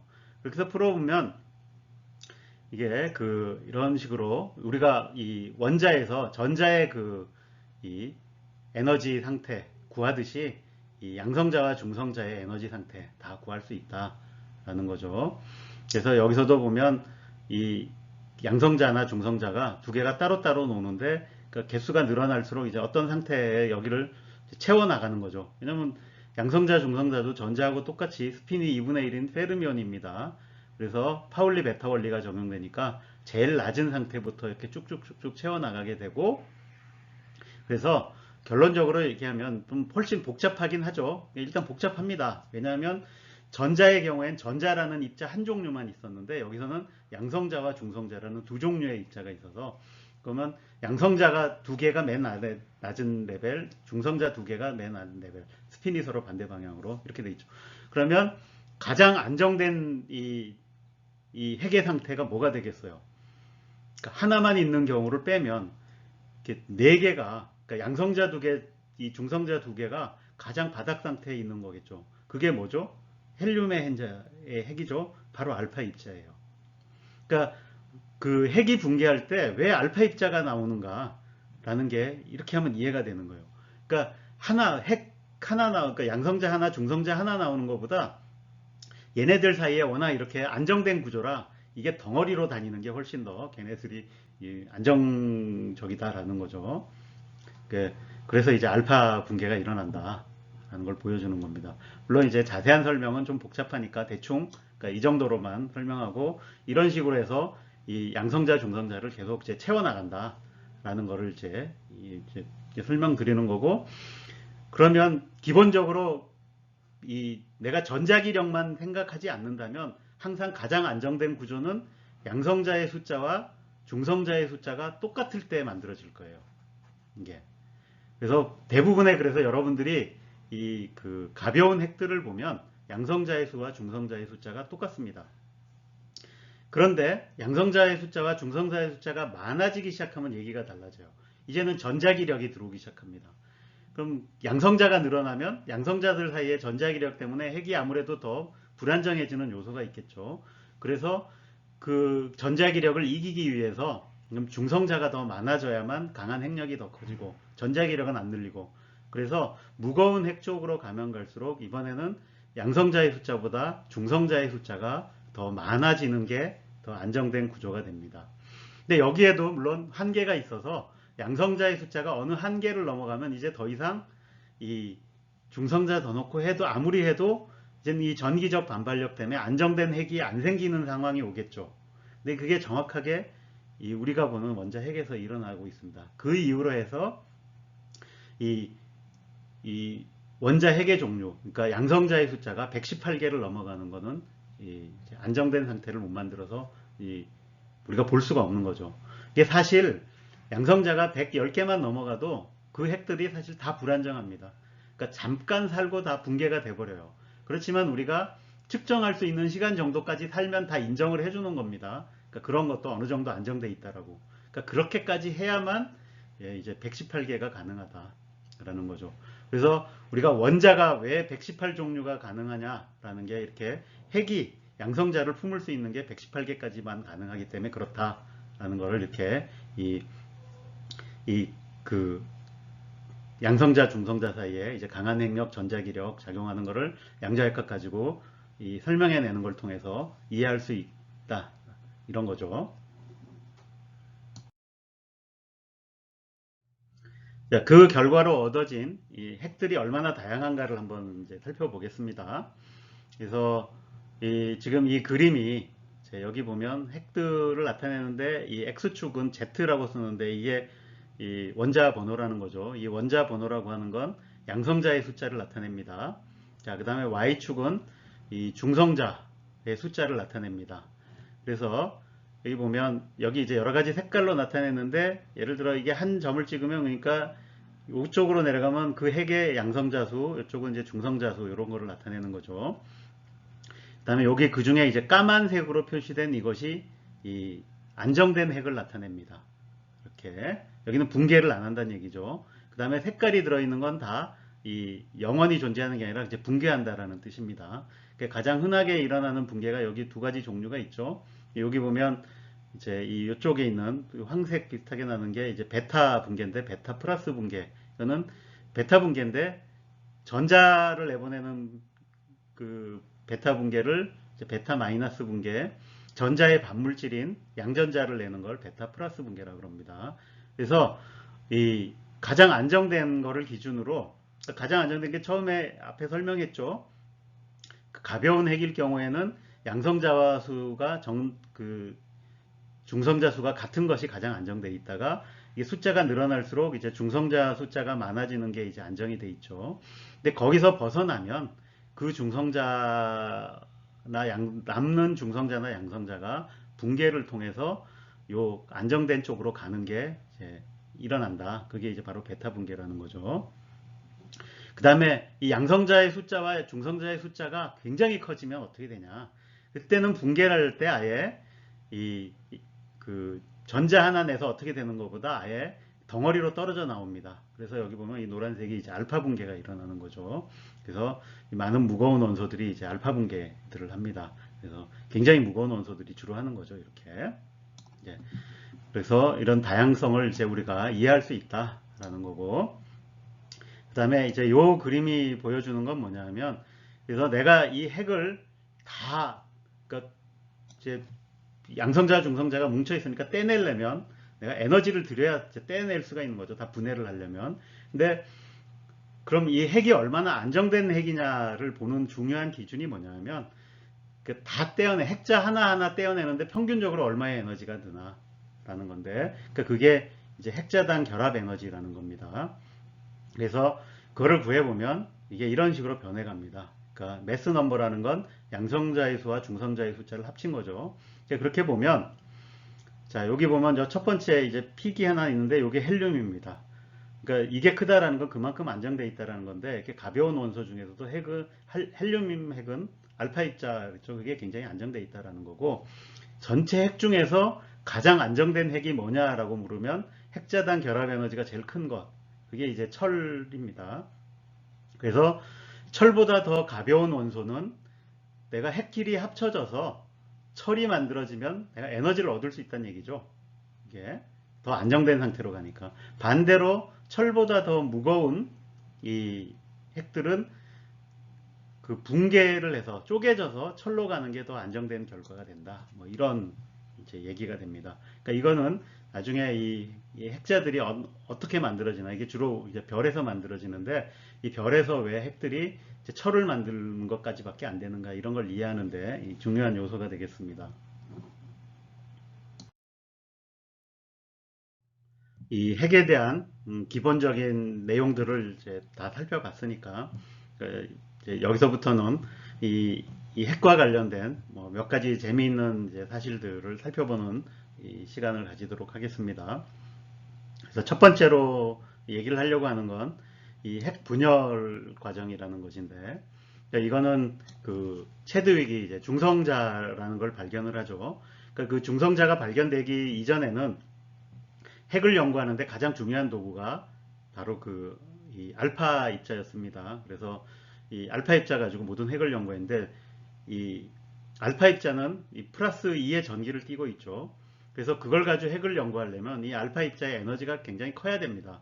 왜냐하면 핵에 접근하려면 핵도 양의 전기를 띠고 있어서 이 알파 입자가 접근하면 서로 밀어내는 힘이 작용하죠. 근데 뭔가 반응이 일어나려면 그 밀어내는 걸 뚫고 들어가서 이제 나야 돼서 이게 이제 핵 반응이 다양하게 일어나지 않는 거죠. 근데 중성자는 그런 그 전기를 안 띠고 있으니까 그런 전기적 반발력이 없습니다. 그래서 이 에너지가 작더라도 핵에 접근해서 이 핵을 이제 뭔가 반응을 일으킬 수 있는 거죠. 그래서 이 중성자 가지고 이제 핵을 사람들이 연구하기 시작합니다. 근데 그 과정에서 이렇게 이 우라늄 같이 무거운 핵에다가 이렇게 중성자를 이렇게 보냈더니 이 중성자에 의해서 이 우라늄 핵이 이렇게 이 더 작은 핵 두 개로 갈라지더라. 그러니까 분열이 되더라라는 걸 이제 발견을 합니다. 이게 물론 분열되면서 이렇게 이 세 개의 중성자가 더 나옵니다. 그리고 이 과정이 이 양자역학적 과정이라는 걸 알 수 있습니다. 그래서 중성자 하나가 오면 이 우라늄 236이라는 상태로 잠깐 있다가 두 개로 붕괴되는데, 이 붕괴가 될 때 이 두 개가 뭐냐? 그때 다릅니다. 확률적으로만 존재해요. 지금 여기 보면 이 두 개의 이제 질량이 그러니까 이 굉장히 이제 다양한 종류의 핵종으로 이렇게 갈라질 수 있어요. 그래서 이제 뭐 어쨌든 이때 대부분 어느 경우에나 이렇게 중성자 세 개가 더 나오고 이때 에너지 차이가 있어서 이제 이 에너지가 방출된다는 거죠. 이것들이 결국 이 중성자나 요 원자들의 운동 에너지로 가게 되는데, 대부분 이 중성자들의 이제 운동 에너지로 가는 거죠. 그래서 이 한 번의 이 분열 반응에서 이 에너지가 얼마나 나오나를 이렇게 조사를 해봤더니 202.5 MeV라는 단위인데, 이 주울 단위로 고치면 이 정도 되고, 근데 이게 킬로그램당 이 83 테라줄, 이거 엄청난 겁니다. 그러니까 여러분들이 이 석탄이나 석유 때서 나오는 것보다 훨씬 어마어마하게 더 큰 에너지가 나온다라는 걸 이제 알게 됐던 거죠. 근데 이 우라늄의 이 핵분열 그 과정에서는, 그러니까 이렇게 중성자로 한번 쳐주면 갈라지면서 중성자가 3개가 나옵니다. 그럼 이렇게 3개가 나온 것이 그럼 또 가다가 다른 우라늄을 때리면 또 나오겠죠. 이런 식으로 계속하면 이 핵분열 반응이 이제 연쇄해서 계속 일어날 수 있다. 그러니까 이럴 가능성이 있다라는 것을 이제 사람들이 제안을 하게 됩니다. 그리고 이게 있으면 어떻게 되느냐? 자, 이렇게 계속 중성자를 내가 쏴주지 않아도 자기들끼리 알아서 계속 분열하면서 에너지가 엄청 나오겠죠. 그러면 저걸 통해서 우리가 큰 에너지를 얻을 수 있지 않겠느냐라는 이제 생각을 한 거죠. 그래서 이제 핵 연쇄 반응이 이렇게 한번 일어나는 게 가능해지면 이렇게 짧은 시간에 굉장히 많은 에너지를 이제 방출할 수 있을 것이다. 라는 이제 그런 거를 깨닫게 되고, 그러다 보니까 저거를 잘 이용하면, 자, 첫 번째, 순간적으로 엄청난 에너지를 내는 거. 이게 바로 폭탄이죠. 그래서 엄청난 위력의 폭탄을 만들 수 있겠다. 이런 걸 생각할 수 있고, 내가 그거를 조절을 해서 좀 속도 조절이 가능하면 거기서 나오는 에너지를 가지고 우리가 활용할 수 있겠다. 그럼 어디에? 뭐 예를 들면 이제 이 전기 같은 거 만들어내는 발전소에 내가 석유 떼는 대신에 저 우라늄을 써가지고 이제 에너지를 공급해서 전기를 만들 수 있겠다. 뭐 이런 것들을 이제 사람들이 생각해 보게 된 거죠. 그래서 실제로 저게 이제 가능할 거냐? 이건 이제 해봐야겠죠. 이 핵 연쇄 반응이 실제로 일어나느냐? 여기에는 한 가지 이제 걸림돌이 있는데, 우리가 앞에서 이 러더퍼드 산란 실험에서 봤죠. 이 원자의 크기에 비해서, 그러니까 핵의 크기는 만분의 1에서 10만 분의 1, 뭐 그 정도밖에 안 된다라는 거죠. 그럼 면적으로 치면 훨씬 더 작은 양이죠. 그러니까 이 핵 연쇄 반응이 일어나려면 결국 이 한 번 붕괴됐을 때 나오는 이 중성자가 지나가면서 다른 핵을 만나야 되는데 그 핵이 커다란 판에 굉장히 작은 영역에 있어요. 그러니까 그걸 맞추질 못하겠죠. 그럼 그러니까 결국 중성자가 나와도 결국 그 핵을 못 맞추고 다 밖으로 빠져나가 버릴 거다라는 거죠. 안 빠져나가고 결국 저 연쇄 반응이 일어나려면 어떻게 해야 되느냐? 예, 핵이 많아야죠, 숫자가. 그죠? 그러니까 그 결국 뭐냐면 저 우라늄을 담고 있는 저 덩어리가 굉장히 커야 된다라는 겁니다.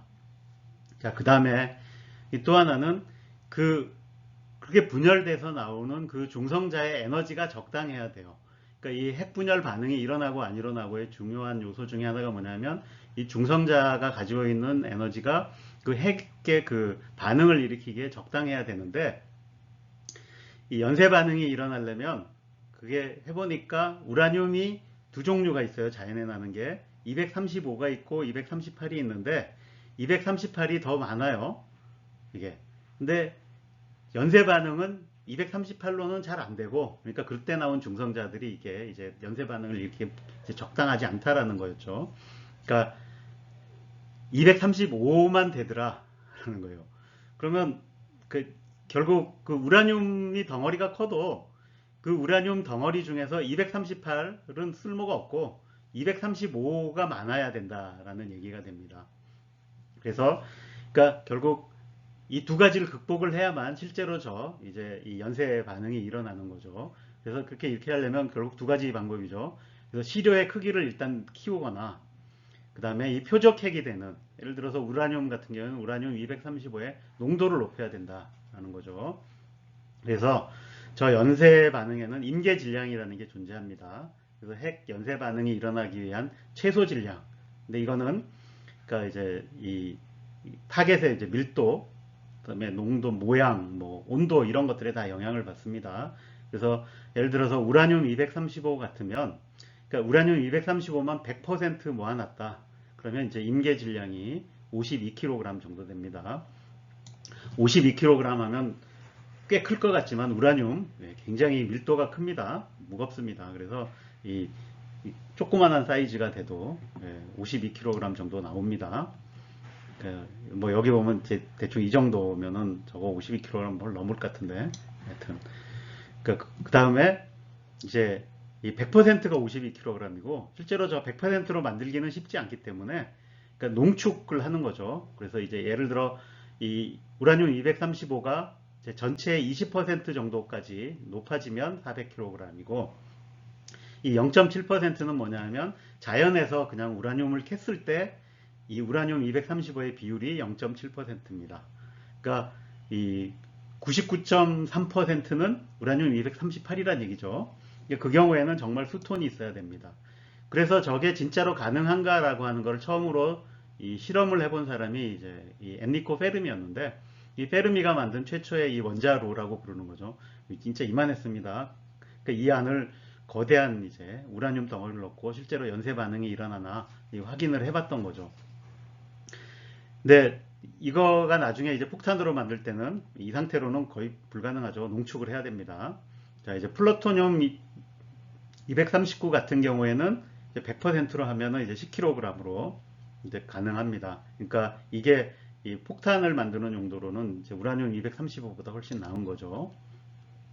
근데 그 한참 후에 보니까 이런 사실들을 이미 자연이 알고 있었다라는 게 아프리카의 어디 그 광산에서 우연히 발견이 됩니다.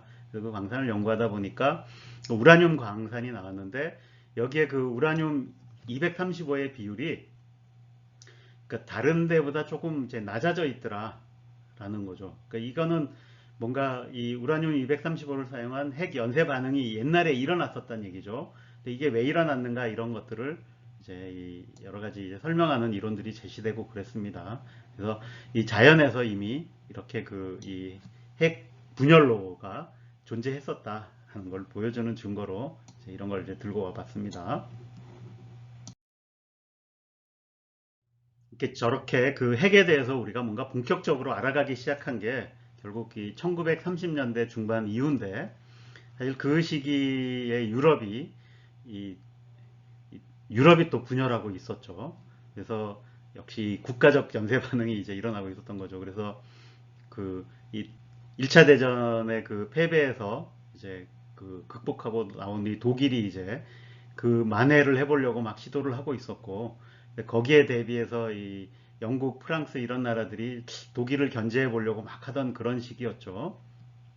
그다음에 유럽에서는 그런 한편 이 아시아 쪽에서는 이제 후발 이 산업 국가인 이제 일본이, 그러니까 그런 걸 바탕으로 이 패권을 한번 잡아보려고 그 아시아 여러 지역으로 막 이 진출을 이제 하고 있던 시기였던 거죠. 그래서 이 시기하고 맞물려서 이제 이 핵에 대한 연구도 이제 험난한 길을 가게 됩니다. 이 연쇄 핵 반응을 이용하면 이 폭탄을, 그러니까 무시무시한 위력을 가진 폭탄을 만드는 것이 가능하다라는 것이 이제 몇몇 학자들에 의해서 이제 알려지고, 그게 학계에는 이제 소문이 퍼져 나가겠죠. 근데 그때 막 이 전운이 이제 이 2차 대전에 전운이 감돌던 시기니까, 그리고 이제 그러니까 이거를 이 어느 쪽이 먼저 손을 대서 저걸 무기화하려고 할지 모른다. 이제 이런 얘기들이 오고 가게 되겠죠. 그래서 실제로 이제 그러다가 이제 2차 대전이 발발하게 되고, 그래서 그때 이 이제 그 학자들 중에 이 실라르트라는 분이, 이분도 유태인인데 그 당시에 더 훨씬 더 유명한 유태인 과학자가 있었죠. 이제 이 아인슈타인의 이름을 빌려서, 그러니까 미국 대통령한테 편지를 쓰죠. 그러니까 이 적국, 그러니까 여기서 적국은 이제 뭐 독일을 얘기하겠죠. 그러니까 독일이 먼저 이거를 개발할지도 모르니까 우리가 먼저 이 핵 폭탄, 그러니까 핵분열을 이용한 폭탄을 이제 먼저 만들어야 된다. 뭐 이런 이제 주장을 하는 이 편지를 쓰게 되죠. 그래서 결국 이 편지가 받아들여져서 제로 미국이 이 핵폭탄을 만드는 이 프로젝트를 시작하게 됩니다. 그래서 그 프로젝트의 이름이 이제 맨해튼 프로젝트였던 거죠. 그래서 총 책임자는 물론 이제 이 장성이 맡았는데, 근데 그 장성이 연구를 할 수는 없으니까 그걸 이제 실제로 진행하기 위해서 미국이 이 총력전을 펼치죠. 그래서 이 당시에 이제 많은 과학자들을 다 소집을 합니다. 다 징집 대신에 이제 연구소로 이제 다 소집을 해서 이때 이제 이 프로젝트를 진행한 거죠. 그러니까 2차 대전 당시에 이제 이런 식으로 진행한 큰 프로젝트가 두 개 있는데, 이 하나가 이제 레이더 개발하는 프로젝트고, 또 하나가 이제 이 핵폭탄을 만드는 이제 맨해튼 프로젝트였습니다. 근데 이게 얼마나 총력전이었냐 하면, 사실 이런 게 알려지기 전까지 우라늄을 대량 생산해 본 적이 없습니다. 그러면 이걸 하려면 일단 우라늄 광산부터 개발을 해야 되는 거죠. 근데 그거를 이제 하는 거죠. 근데 시간이 많지 않으니까 정말 총력전으로 해서 순식간에 이런 걸 다 몰아붙이는 겁니다. 그다음에 과학자들은 그러니까 거기서 어떻게 실질적으로 효율적인 그러니까 핵연쇄 반응을 이끌어내서 폭탄을 만들 것인가, 이런 걸 하고, 그다음에 그게 일하는 사람도 있어야 되겠죠. 그래서 많은 노동자를 필요로 하는데, 이 또 남자들은 다 전쟁터 나가고 많이 없잖아요. 그래서 이 여성들을 다 동원해서 이제 그런 공장들을 가동해서, 이렇게 보면 여기 보면 이 표시된 미국 여러 도시에 이런 거점들을 만들고 이제 이런 것들을 이제 연구하게 됐던 거죠. 이 핵폭탄 만드는 거에 어떻게 보면 가장 중요한 과정이 이 농축 과정이라고 할 수 있습니다. 이 자연에서 나오는 우라늄은 우라늄 238이 99.3%고, 우라늄 235가 이제 0.7%인데, 결국 폭탄에 필요한 건 우라늄 235인데, 이거의 비율을 높여야만 임계 질량을 낮출 수가 있죠.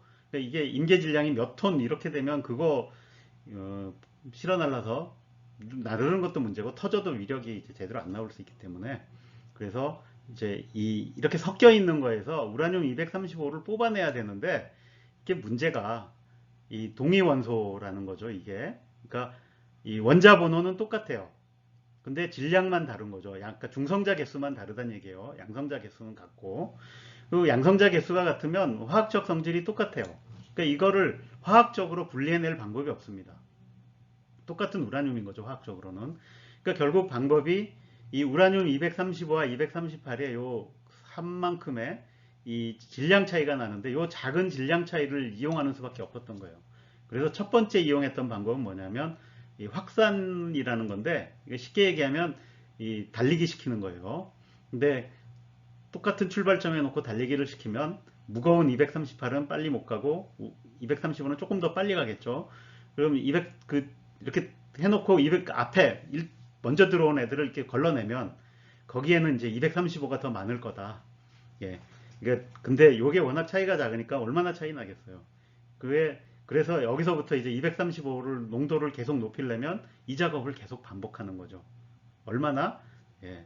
뭐 적어도 수만 번에서 수십만 번 뭐 이걸 반복을 해야만 이제 이 쓸만한 이제 농도가 나오는 거죠. 그래서 이 방법으로 했다가 그러니까 그걸로도 다 합니다. 정말 그 외에는 이제 원심 분리기를 써서 그러니까 그 원심 분리기에 넣고 돌리면 가벼운 것들하고 무거운 것들이 더 중력의 영향을 많이 받으니까 바깥쪽으로 몰려나가죠.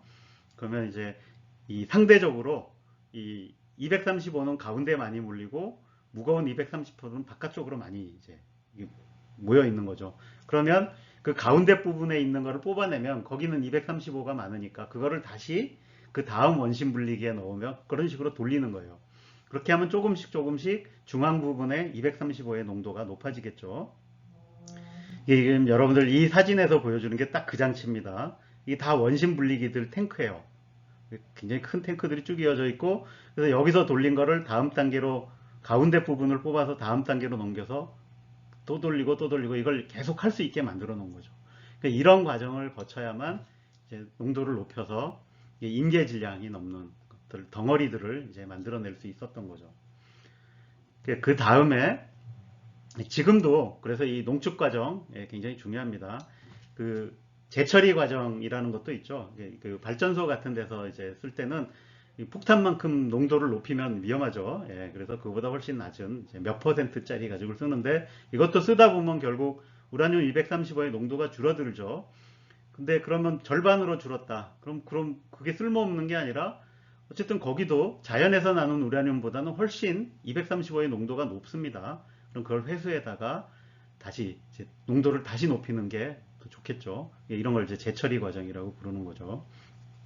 이런 재처리 과정에서 또 얻는 게 또 뭐가 있냐면 그 이제 플루토늄을 얻을 수가 있어요. 그래서 실제로 이때도 이제 이 우라늄 농축뿐만이 아니라 그 과정을 통해서 플루토늄을 얻어서 이 우라늄으로 만든 폭탄과 이제 플루토늄으로 만든 폭탄을 다 만들었던 거죠. 그 다음에 이 임계 질량을 이제 만드는데 이게 이제 폭발을 어떻게 시킬 거냐라는 문제예요.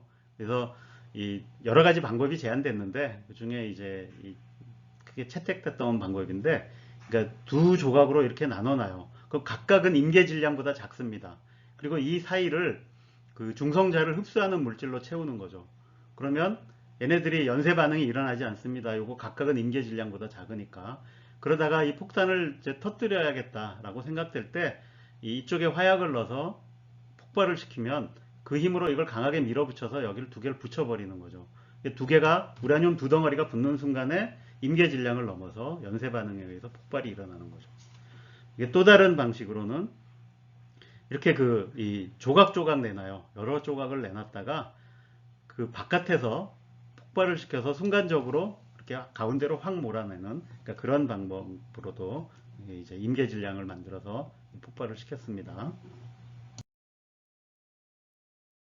그래서 실제로 그 핵폭탄이 실전에 쓰인 경우는 딱 두 경우밖에 없었죠. 그게 이제 일본의 그 히로시마와 이제 나가사키에 떨어뜨렸던 건데 이때 그 미국에서 그러니까 우라늄 농축탄 된 거하고 이제 플루토늄 가지고 두 가지를 다 실험을 해봤던 거죠. 그래서 이 엄청난 이제 이 비극적인 역사가 이제 생겨났던 겁니다.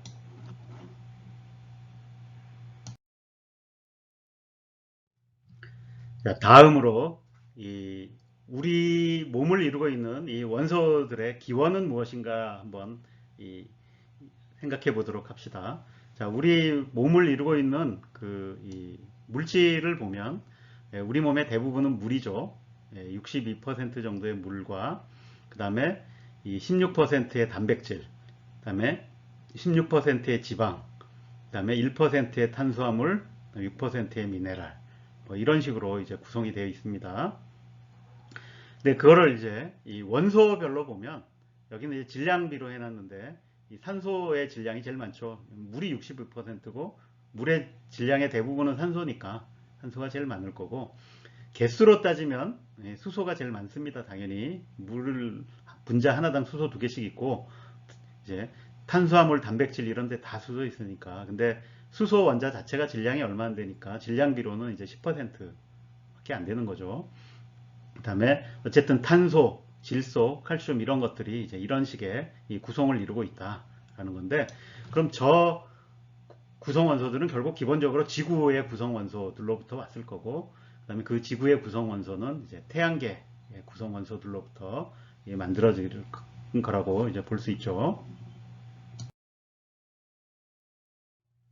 그런데 그 우리 우주는 처음에 시작할 때 어떻게 시작했는가를 보면, 현재 밝혀져 있는 우주론에 따르면 원자 핵이 처음부터 존재했던 게 아니고 처음에는 양성자와 중성자만 이제 존재를 했었습니다.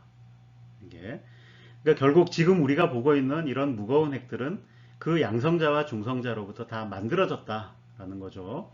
그럼 그게 어떤 과정에서 어떻게 만들어졌는가? 이거를 이제 알아봐야 될 것 같습니다. 이 우리 우주에서 그럼 이 핵이 만들어진 공장이 이제 크게 세 개로 이제 나눠볼 수 있습니다.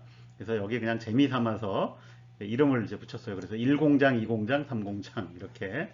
그래서 제 1공장은 바로 이 빅뱅 우주, 처음에 이제 이 우주가 태어나고 나서 아직 별이나 이런 것들이 만들어지기 훨씬 이전, 그러니까 아주 우주가 뜨거운 상태였을 때 이 양성자와 중성자들이 뭉쳐서 이제 처음으로 핵이 만들어지는 과정이 일어납니다. 이걸 이제 빅뱅 핵융합 과정이라고 부르는데, 이때 모든 중성자들을 대부분 소모해서 헬륨의 핵이 만들어집니다. 근데 그 다음에 이게 이어지면, 그러니까 헬륨보다 더 무거운 원소들, 그래서 뭐 탄소, 산소, 질소 이런 것들이 만들어질 텐데, 이 우주가 팽창하는 그 효과가 있고, 그 다음에 굉장히 아주 미묘한 그 효과들이 있는데, 그러니까 이 탄소를 만드는 과정이 조금 이제 쉽지가 않다라는 그런 것들이 겹쳐서 이 헬륨을 만들고 끝나버립니다. 그래서 그러니까 이 별이 탄생하기 전까지는 우주에는 그래서 이 수소, 그러니까 양성자하고 그 다음에 이 중성자들을 다 집어삼킨 헬륨의 그러니까 핵, 이제 헬륨하고만 있었던 거죠. 그러니까 대략 그 비율이 이제 이 3대1 정도로 해서, 그러니까 이제 양성자가 이제 질량이 훨씬 더 많죠. 개수로는 이쪽이 훨씬 더 많습니다. 왜냐하면 헬륨의 핵은 이제 질량수가 4나 되는데, 그러니까 그렇게 해도 질량비로 4대1이니까 숫자로 하면 이제 양성자가 굉장히 많이 남아 있는 거죠. 근데 그러다가 이제 제2공장이 등장을 합니다. 별이라는 게 생겨나죠, 이제. 근데 그 별에서는 이 안에서 결국 이 수소들을, 그때 남아있던 수소들을 태워서 헬륨을 만드는 과정이 또 일어납니다. 이게 그러니까 그 과정이 우리가 보통 이제 이 별의 이제 주계열 별에서 일어나는 일이죠. 그래서 우리 태양 같은 경우도 그런 일을 하고 있는 거죠.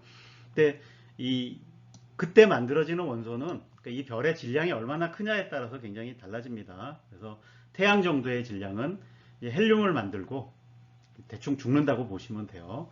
그 다음에 물론 이제 마지막 순간에는 그 헬륨으로부터 그러니까 탄소, 산소, 질소 정도 만들고 이제 끝납니다.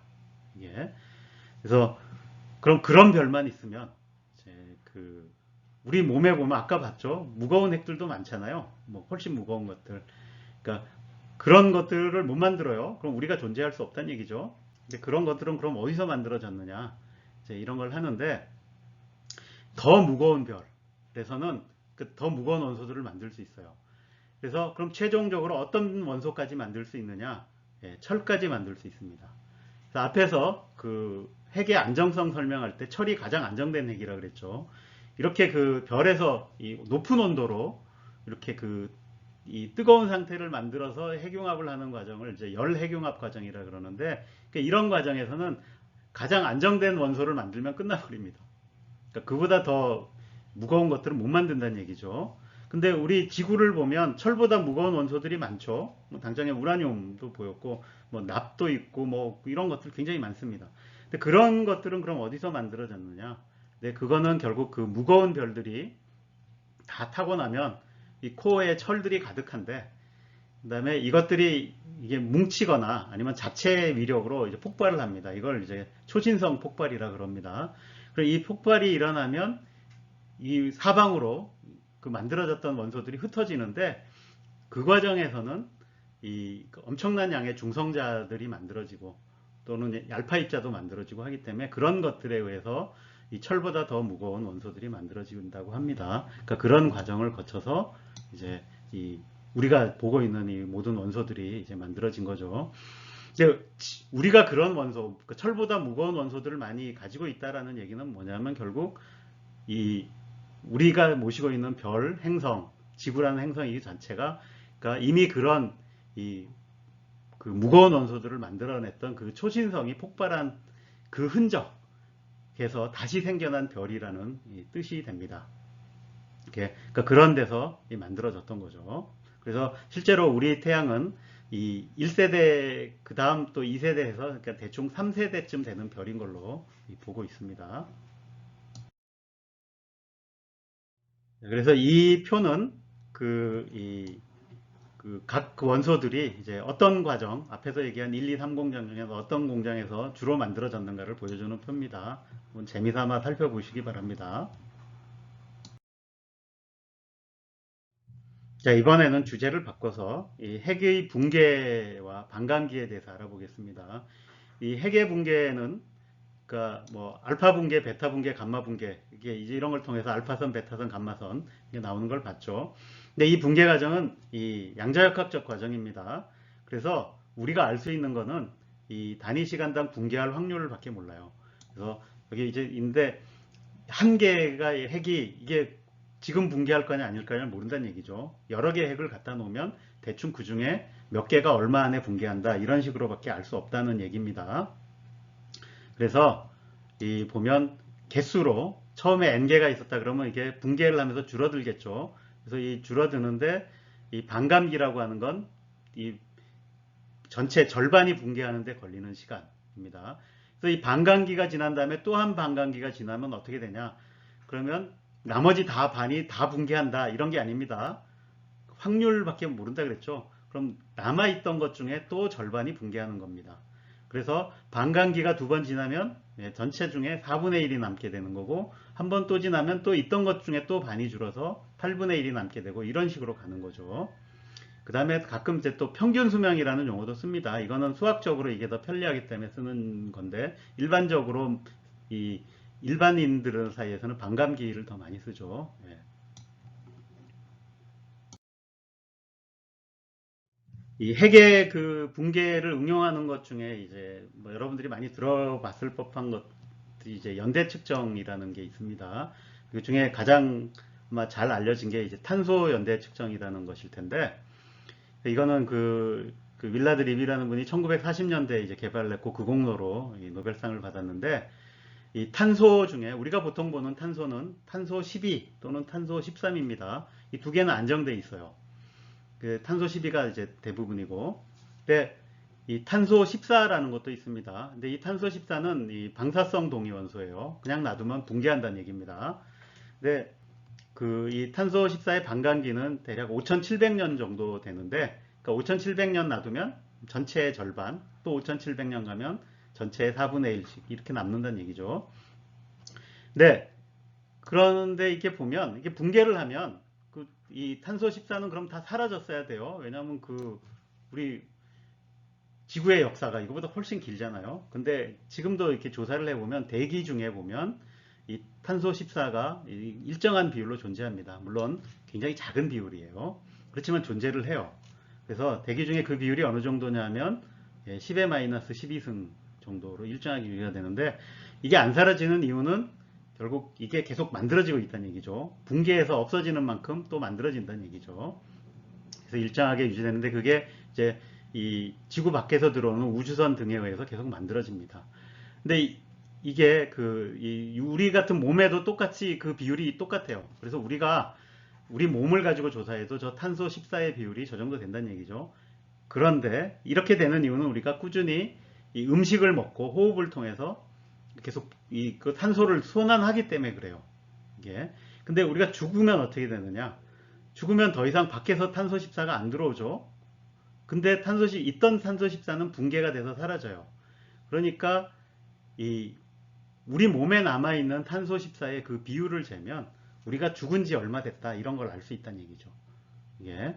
그래서 이게 이제 이 살아있던 유기체들이 연대가 얼마나 됐나라는 거를 이제 측정하는데 사용할 수 있다라는 겁니다. 그래서 여기 보면 이런 걸 써가지고 밝혔던 것 중에 대표적인 예로 이제 이 삼배가 그 무슨 이 예수가 입었던 이제 옷이냐 이게 옷이다 그래가지고 이제 화제가 됐는데 나중에 탄소 연대 측정을 해보니까 1000년 정도밖에 안 됐더라. 그래서 이제 아닌 걸로 뭐 이런 걸 밝히는데 쓴다 이런 것이죠. 근데 이것보다 훨씬 더 긴 연대를 측정할 때는 이 반감기가 훨씬 긴 거를 써야 되겠죠. 그래서 지구의 나이라든지 뭐 이런 거 측정할 때는 이제 우라늄 납 연대 측정 같은 것이 쓰입니다. 그래서 이 우라늄 같은 경우에는 반감기가 굉장히 깁니다. 그래서 우라늄 238은 445억 년, 우라늄 235는 7억 년 정도 되는데 이게 아마 그래서 지구가 처음 생겼을 때는 우라늄 235의 비율이 지금보다 훨씬 높았을 거라고 봅니다. 근데 저게 반감기가 7억 년이어서 많이 지났죠. 그러니까 이제 굉장히 줄어서 지금은 이제 상대적으로 많이 줄어 있는 거죠. 그 다음에 저 우라늄이 계속적으로 붕괴를 합니다. 다른 원소들로.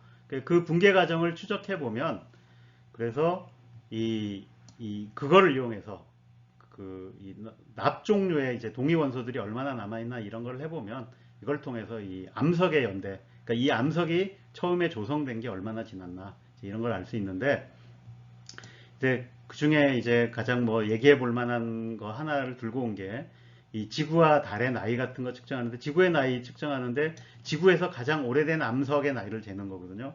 근데 그러려면 가장 오래된 암석이 뭐냐 이걸 찾아야 되는데 여러분들 주변에서 보는 대부분의 암석은 지구의 나이보다 훨씬 짧습니다. 그러니까 그 후에 지각 변동으로 생겨난 바위란 얘기죠. 그래서 이렇게 지각 변동이 거의 안 일어나는 데를 찾아가야 돼요. 이 대표적인 데가 이제 호주 일부 지역 같은 데인데 그러니까 그런 데 가보면 아주 옛날에 만들어진 작은 조각들. 그러니까 여기 보면 이게 이제 그 지르코늄인데 이 지르코늄은 눈으로 보이는 건 아니고 현미경으로 봐야 보이는 정도의 작은 사이즈입니다. 근데 이런 시료 한 조각을 찾아내면 그 안에 있는 것 가지고도 우리가 이런 분리해서 분석하는 장치를 써가지고 그 안에 이제 우라늄, 납 이거의 이 농도, 비율을 다 잴 수 있다라는 거죠. 그러니까 그거 재봤더니 이게 이제 제일 오래된 게 44억 년까지 나와서 이 지구의 나이는 그거 이상은 됐다라는 걸 알 수 있는 거죠. 그런 식으로 이제 지구의 나이를 알아내는 겁니다. 또 저 방사능의 이제 용도가 여러 가지가 있는데 그 중에 이 방사능 추적자라는 것도 있습니다. 예를 들어서 이렇게 이 송유관 같은 거를 이렇게 해놓는데 이제 이 송유관이 뭐 사람들 많이 사는 지역이라든지 이제 그런 데는 이게 땅 속에 묻죠. 근데 이렇게 묻어 놓으면 가끔 이렇게 석유가 누출이 될 수가 있습니다. 관이 터졌다는 얘기죠. 근데 저게 누출이 된다는 건 알아요. 왜냐하면 보낸 양에 비해서 받은 양이 이제 차이가 나면 누출이 되는 건데 어디서 누출되냐를 알아내는 거는 저 묻어놓은 걸 다 팔 수도 없고 난감하죠. 예, 그럴 때 쓰는 방법이 이제 이 석유에 이 방사성 동위원소를 좀 섞어서 보냅니다. 그러면 이거를 이제 그 방사능이 누출되는 데는 많이 모여 있겠죠. 그럼 상대적으로 여기가 이제 방사능이 많이 나올 테니까 그러니까 이런 거를 이제 아예 항공 촬영 같은 거를 통해서 이제 찾아낼 수 있는 거죠. 빠르게. 예, 그럴 때도 쓰고 그다음에 이 생물학이나 이런 데서 연구할 때 보면 특정한 물질이 이제 우리 생체 안에서 어떻게 퍼져나가나 하는 같은 걸 하는데 예를 들어 탄소 같은 거를 탄소의 동위원소, 방사성 동위원소로 이렇게 바꾼다든지 하면 내가 그 방사능 사진을 찍어보면 이것들이 이제 어떻게 퍼져나가나 라는 걸 이제 확인을 해볼 수 있는 거죠. 그래서 이런 실험 같은 경우에도 이 영양분이 퍼져나가는 경로와 특정한 독성 물질 같은 게 퍼져나가는 경로가 다르다 이런 걸 이제 확인하는 데도 쓰이는 거죠. 그다음에 이런 결과 중에 아마 여러분들한테 좀 재밌을 만한 게 그 이 인체의 이제 원소 순환 같은 건데, 그러니까 우리 몸에 또 있는 이 원소들도 다 이 순환이 된다라는 겁니다. 그래서 이게 그 이런 것도 이제 그 1900 그 방사능이 본격적으로 되면서 1940년대, 50년대 이때 연구가 많이 됐던 것 같아요. 여하튼 이게 이 똑같아요. 우리가 먹는 그 음식물에 이제 있는 원소들 같은 거를 방사성 동위원소로 바꾼 다음에 그 음식물을 섭취를 하면 그게 온몸으로 골고루 퍼지겠죠. 그걸 방사능 추적자 방식으로 다 추적을 해보는 거죠. 자, 그렇게 해서 공급을 하다가 그 다음에 공급을 끊어요. 그러면 그것들이 계속 남아있는지 사라지는지를 확인할 수 있겠죠. 그래서 이런 식으로 우리 몸에 섭취된 이 영양분에 속해 있는 그 원소들이 이제 얼마나 그 퍼져 나가고 얼마나 유지가 되나 이런 걸 해봤더니 재밌는 결과가 나왔어요. 그래서 우리 몸에 있는 그런 원소가 한번 들어가면 영원히 거기에 사는 게 아니라 끊임없이 바뀐다라는 걸 알아야 됩니다. 그래서 여기 보면 그러니까 제일 빨리 바뀌는 데는 소화기 같은 데, 그죠? 음식물 들어오는데 그런 거죠. 그래서 그런 거에 관련된 거. 그러니까 예를 들면 이 위 같은 거는 이 위에 있는 원소들은 대충 5일이면 다 새 걸로 바뀐다는 겁니다. 이게 놀라운 거죠. 이게 마치 뭐하고 똑같으냐면 집이 있는데 그 집은 형태는 그대로예요. 근데 벽돌은 다 바뀐다는 거죠. 이게. 그래서 우리 위는 그대로 있는데 그 위를 구성하는 원소들은 다 새 걸로 바뀌더라. 새로 들어온 이제 음식으로 온 거죠. 그래서 여기 보면 그 기관들이 다 바뀌는데 얼마나 걸린다라는 게 나와 있는 거죠. 그래서 대충 그래서 아주 잘 안 바뀌는 것들, 뼈나 뇌 같은 것들도 결국은 어느 시기 이상이 지나면 다 바뀌더라라는 거를 이런 식으로 이제 확인을 한 겁니다. 이번 수업에서는 이 물질을 이루는 그 원자의 중심에 있는 핵이 어떻게 이 다양성을 이제 가질 수 있는지를 살펴보고, 그다음에 그거를 이용해서 우리가 어떻게 이제 활용하고 있는지 등에 대해서 살펴봤습니다. 예, 오늘 수업은 여기서 마치도록 하겠습니다.